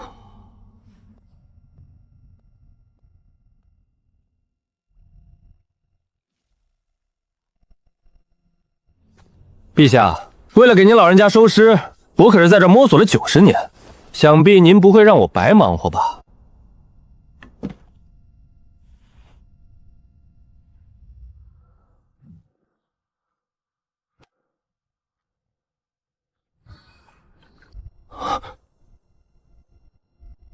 玄武国的九转玄功。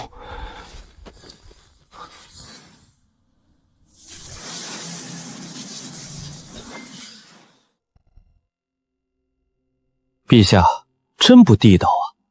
合着你们玄武国祖上早就派人进来过，还把这传承功法给带了出去。怪不得你临死前知道这荒古禁地里有青铜古殿。这世上的谜题都是如此。你死了，秘密也就一并入了棺材，可惜了。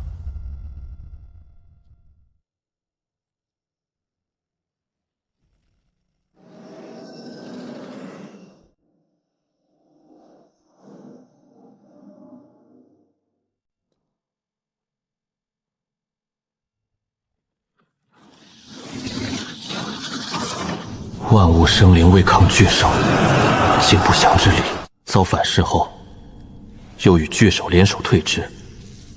18座青铜古殿，分交18族看守。三色传送阵以护良落，共患难之后又打了起来。前后花纹并非同一时期所刻。本可定向传送，但经战乱与岁月古殿移位，如今只能随机传送，1/17的概率。聂生这丫头可真会给我找事儿，花纹被墨摆明不想让人知道太多。要找你得先弄清18个镇守种族，千万别传到巨手那边，不然我头大了。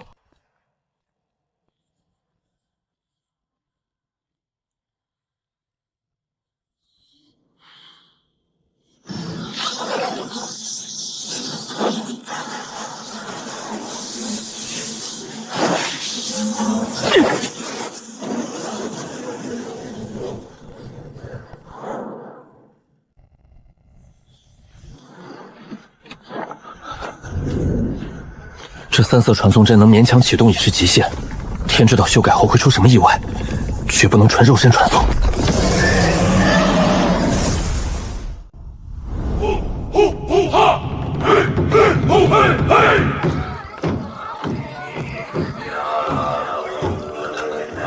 嘿！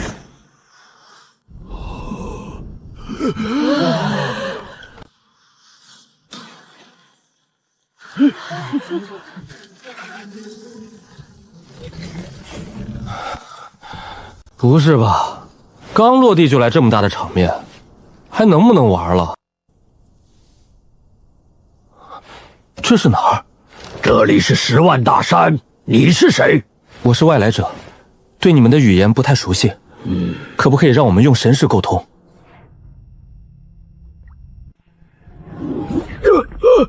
天神感激白雾。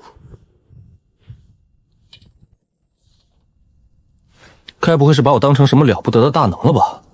看这样子，一时半会儿走不了。神使大人，您慢用。我一个人吃不了这么多，你也来吃点吧。咕噜吧嗒，西里卡。既然你不吃，那不如教我这里的语言吧。你们的话我听不太懂。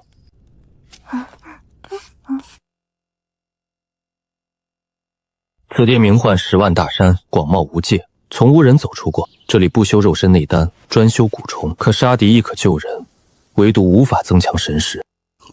好了，暂时就到这儿吧。阿满，你先回去休息。神使大人，求求你救救白巫族吧！再这样下去，我们快被那些黑巫逼死的。种族斗争我不想插手，但修复传送阵需要白巫族帮忙找材料。想让人家帮忙，得先帮人家。祭台只是底座，壳子早不翼而飞。白巫族是地头蛇，没有他们，我上哪儿找去？你们和黑巫族的事情我不太清楚，可以帮忙调停。至于能不能行，看天意了。谢谢神使大人。这儿的人真是淳朴，换其他地方，估计我已经被抓起来仔细研究了吧。语言差不多了，接下来得想想怎么调停两族矛盾。神使大人，前面就是黑巫族的驻地了。两族寨子相隔不过2、3里，仇恨不浅，却没打起来，不合常理。把你们族长给我叫出来，就说神使大人来了。原来是大祭司，我这就去通报。不是你在敌营用这语气不太对吧？嗨，他们怎么这么听话？你丫的该不会是编了故事诓我吧？竟敢伤害族长！兄弟们，拿下他！这就过分了，你们两族敌对，为何只针对我？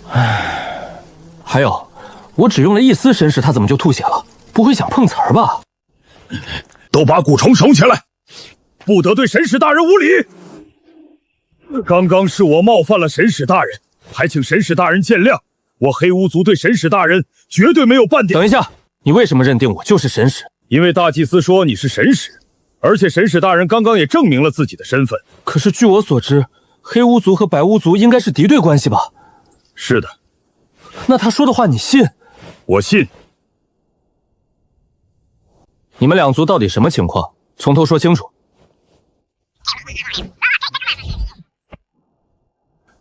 所以，你们本是一家人，因为活不下去了，才把部分族人赶出来。是的，祖先留下遗训，但凡遇到无法解决的困难时，族人需要分裂成两部分，一强一弱，生死互不相干。这样的做法没问题，但多少有些不近人情，眼睁睁看着亲人去死，这刑罚太残忍。你们应该刚分开不久，到底是发生什么事了？10万大山虽然艰苦，咬牙还能勉强为生。直到3年前出现雷兽，步步紧逼。神使若不是被逼到绝路，谁愿与至亲族人分开？雷兽是上古遗种，与妖族化形不同，血脉更强，生来便有天赋神通。兽族仇恨人族，视妖族为耻，认为兽形至上，化作人形便是背叛。不如这样，我帮你们另寻一处栖息地，届时你们也帮我一个忙，如何？多谢神使大人。神使大人，你可能不太了解这10万大山，此处瘴气横行，毒虫凶兽遍布。想要找到一个合适的栖息之地，比登天还难。事在人为嘛，如果实在找不到，再按照原本的祖训进行就是了。神使大人，您还有什么吩咐？我们巫族一定全力协助。我要找一座青铜古殿。怎么，这个青铜古殿有什么问题吗？神使大人，您说的青铜古殿原本是我们巫族的祭祀之地，可是3年前青铜古殿被雷兽占领了。只要知道青铜古殿的下落就行，剩下的事情我来想办法。有谁知道雷兽在哪里吗？我想去和他谈谈，毕竟兽族也不全是顽固固化之辈。我知道雷兽在哪里，我带你去。阿丽，滚回去！大人说话，小孩子插什么嘴？阿爹，我上个月才进行的成人礼，不是小孩子了。我要为巫族出力，水月洞天的情况只有我清楚。既然你都这么说了，那你就带神使大人去水月洞天吧。不过你要记住，神使大人不太清楚10万大山的情况，你要保护好神使大人。阿爹，你放心吧。神使大人，我已经准备好了，我们什么时候出发？就现在。神使大人，我们不要飞得太高，不然会被凶兽攻击的。神使大人，你能帮助巫族脱离困境的，对吗？我只能帮一时，脱困还得靠你们自己。求人不如求己，我只是过客，不会永远留下。人族修士陈长生求见雷兽。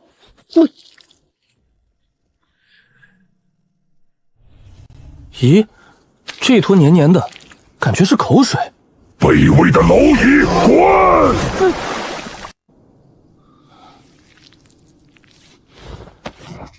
神使大人，您没事吧？没事，不过有个事情我要告诉你，我暂时不打算走了。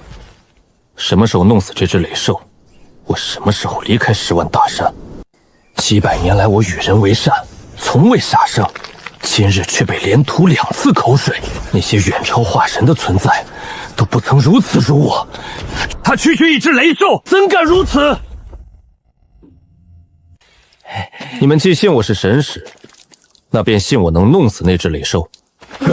敢赌的就来帮我，不敢的赶紧走，别留在这儿陪葬。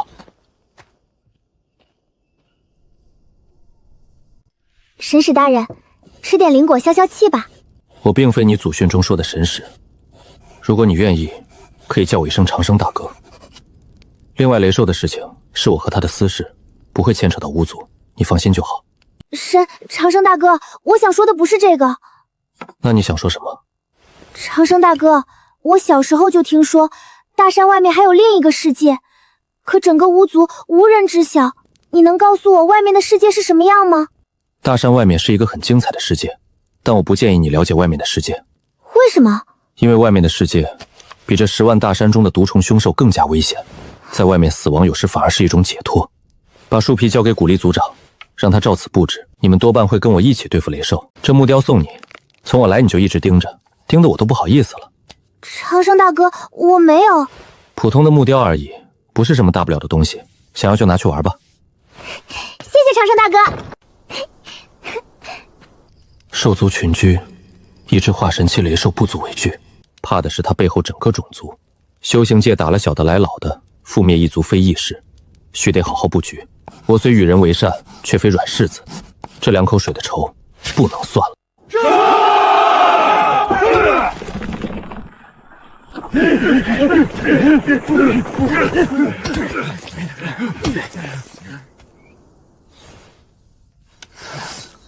这里错了，改一下。神使大人，这些东西能打跑雷兽吗？不能，这只是我改良过的聚灵阵，但是这个阵法可以聚集灵气，还可以屏蔽大山中的瘴气。我观察过，你们巫族蛊虫威力不弱，可雷兽的鳞片能挡蛊虫的啃噬，天赋神通更能死死压制蛊虫。若非如此，你们不至于这般狼狈。神使大人说的对，我巫族能在大山中活下来，自然也是有应对危险的本领。只可惜我们巫族的金蚕蛊失传了，不然未必对付不了雷兽。金蚕蛊？什么东西？这是我巫族最强大的蛊神。据传闻，金蚕蛊可参食世间一切，哪怕是雷兽的鳞片也不能阻挡。果然是好东西。你们的方法对付不了雷兽，不如试试我的。巫族肉体强悍，适合炼体功法。这2本先拿去，把族人实力提升上来再说。这上面的文字的意思我已经告诉阿蛮了，具体情况你们问他就行。多谢神使大人，我们一定不会辜负神使大人的期望。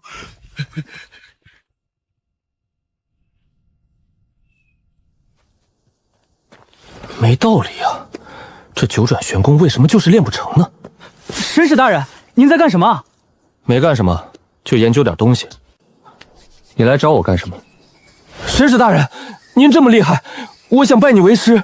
我从不收徒，我给古力族长的那2份功法并不差，你好生修炼，未来的成就不会低。神使大人就是了不得，这8九玄功一听就是很厉害的功法。等等，你刚刚说8九什么？8九玄功啊？你能看懂这上面的字？是啊，族里的年轻人就属我认字最多了。没想到事情会这么凑巧，我学了巫族口语，却从未见过其文字，古籍也只录语音，想当然以为这语言没有文字，只是口口相传罢了。阿丽，你来帮我翻译一下这上面的文字。好的，神使大人，这个字读九转玄功，贵为玄武国第2功法，却少有人练成，威力也名不副实。如今才知，玄武国老祖宗一开始就翻译错了。8九玄功4个字能错俩，后面更不用说。阿丽，看样子你何该有这场机缘。既然如此，我把这篇功法传给你吧。别急，传你功法是你的机缘，并非收你为徒。学了8九玄功，绝不能告诉任何人，包括族人。这功法来历太大，一旦泄露，恐为巫族招来杀身之祸。神使大人，你放心，我谁也不告诉。如此最好。另外，你不要叫我神使大人了，叫我先生吧。好的，先生。好了，今天的讲课就到这里。你回去之后要好熟悉。阿丽记住了。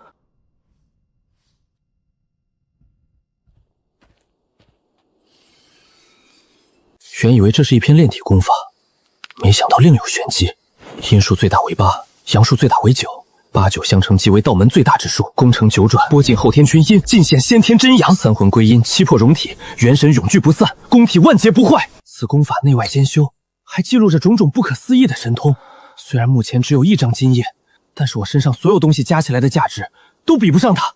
纵地金光，法天象地，这名字听起来就很厉害，捡到宝喽！先生，今天有什么收获吗？老样子，那只雷兽还是很少出来。先生，连您也不是那只雷兽的对手吗？这个我也不知道，你又不是不了解我，我一般不喜欢打架。对了，你的8九玄功练得怎么样了？多谢先生关心，我目前已经将8九玄功练到第7层了，马上就可以修炼纵地金光这门神通了。10年练到第7层，资质不错。可惜我只有功法前9层，后面63层怕是凑不齐了。等你练成纵地金光，我们就去寻雷兽的晦气。先生，现在修行体系如此复杂，假如有一天我离开了10万大山，我该如何判断未来对手的实力？没法判断，只能靠直觉。内外修各有所长，境界虽相近，细处见差别。生死胜负常在毫厘之间。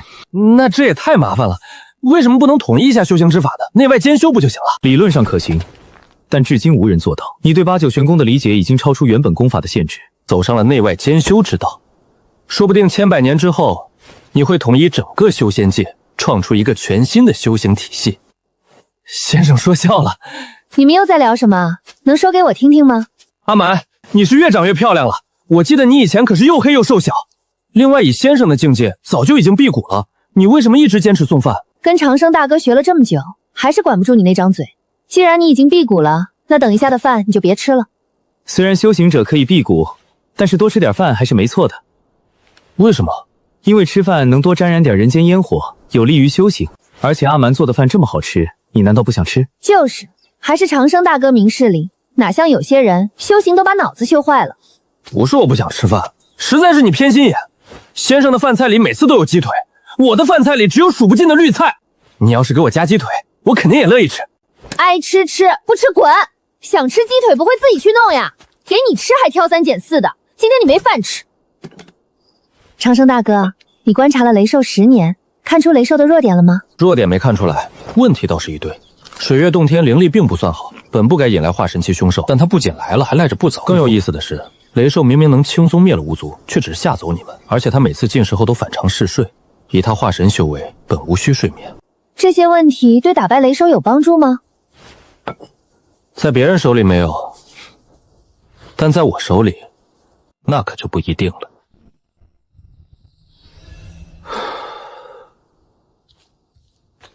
纵地金光练成了没有？回先生，纵地金光我已经掌握了。掌握了就好，跟我来。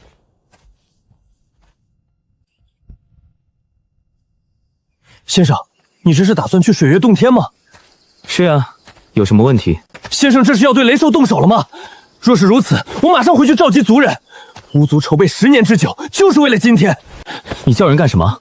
这件事就我们2个去。啊，这不好吧？别这个表情，我让巫族筹备10年是另外的大用处。一只单独的雷兽，至于动用我准备的底牌吗？先生，你还有更大的谋划。自然，今天弄死这只，它背后的种族岂会罢休？这一趟既是启动整个布局，也是最关键的一环。若不达预期，咱们就准备跑路。先生，你放心，这次行动，我阿力就是拼上性命，也要助先生一臂之力。拼命倒是不用，你待会儿只用把嘴闭上就行了。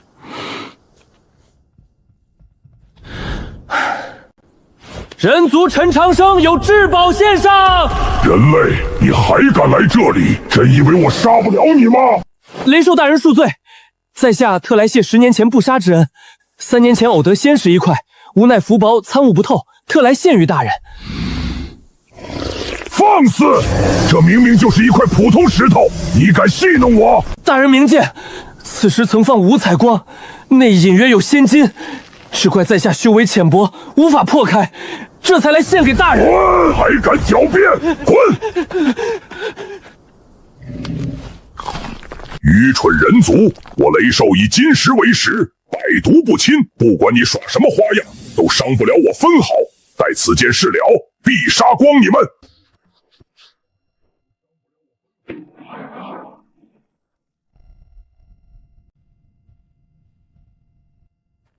雷兽大人，你没事吧？大胆！你还敢回来？信不信本尊杀了你？看样子你是真的动不了了，这样我也就放心了。人类，你再敢碰我，信不信我杀你全？叫什么叫？没看到我正在想让你怎么死得惨一点吗？你大喊大叫会打乱我思路的。先生，你到底是怎么让这化神期的大家伙不能动弹的？雷兽在10年有20次进食，前6次中有2次吃完格外犯困。我找了他犯困时吞掉的所有东西逐一比对，可他每次吞掉小半条矿脉，范围太大，我只能再花7年，在他进食的时候慢慢尝试，终于有点成效了。你就没发现这7年你打瞌睡的频率变高了吗？不可能，我族百毒不侵。你确实百毒不侵，可火红花亚麻草是无毒的，唯一的效果是让你全身麻痹。为了验证我的想法，我在给你的那块石头上涂满了它们的浓缩汁液。那你凭什么肯定我会吃那块石头？我不确定啊，所以我又在里面加了点料，让它勾起你的食欲。虽然这料的效果不强，但是只要你舔了一口，我的目的就达成了。但我真没想到，你会蠢到把它整个吞进去。你的鳞片确实坚不可破，但我从不信世上有完美无缺的物种。你们的鳞片总该有弱点。杀了我！有种你就杀了我！想什么呢？我怎么会让你轻易死去？我会把你的每一块骨头、每一寸经脉都研究透彻，找出雷族所有的弱点，而这些弱点将成为你们种族的催命符。先生，这样是不是有些残忍了？残忍？外面的世界比这残忍100倍。凶兽吃人，你又不是没见过，你心软他就会放过你？感情这种事对人讲一讲还行，对其他物种谈感情，简直是一种大放。回去叫人吧，这么多肉咱俩可吃不完，正好让大家改善一下伙食。雷兽肉鲜美，诸位趁热。但有句话先说在前，兽类嗅觉灵敏，吃了这肉气味便藏不住，一步踏出，再无回头路。大家还等什么？快点火烤肉呀！这可是神使大人赐给我们的。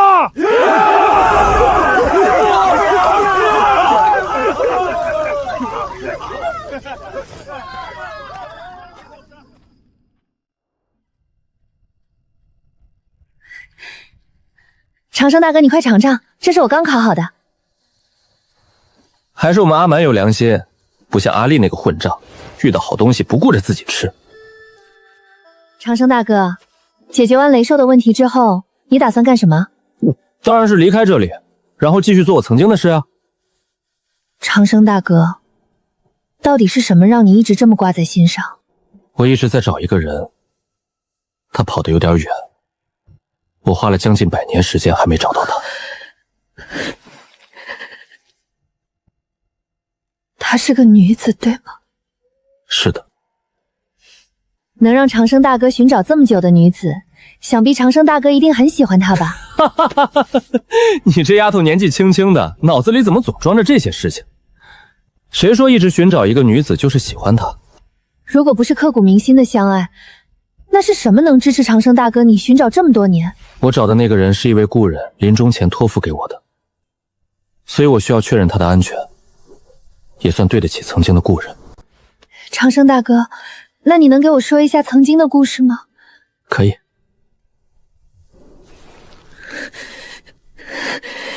他喜欢你？是的。但你拒绝了他？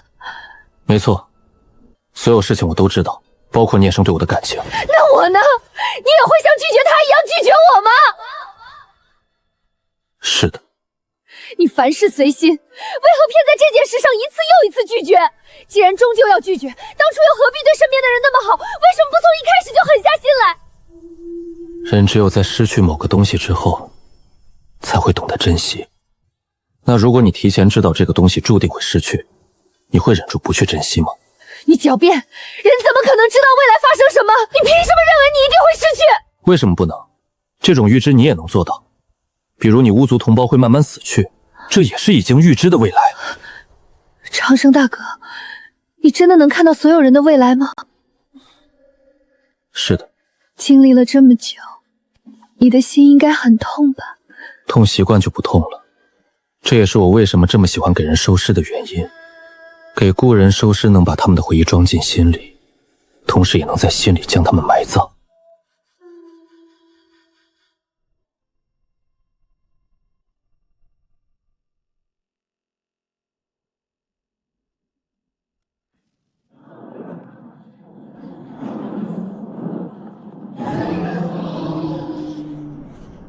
是谁？是谁杀了吾儿？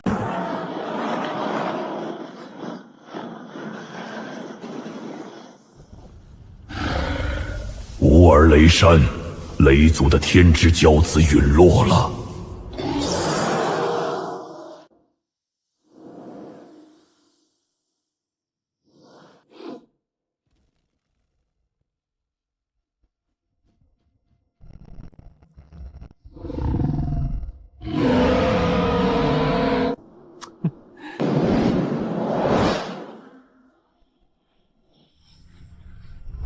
人族，你好大的胆子，居然如此冒犯雷族！一只雷兽不够吃，你们俩来了更好。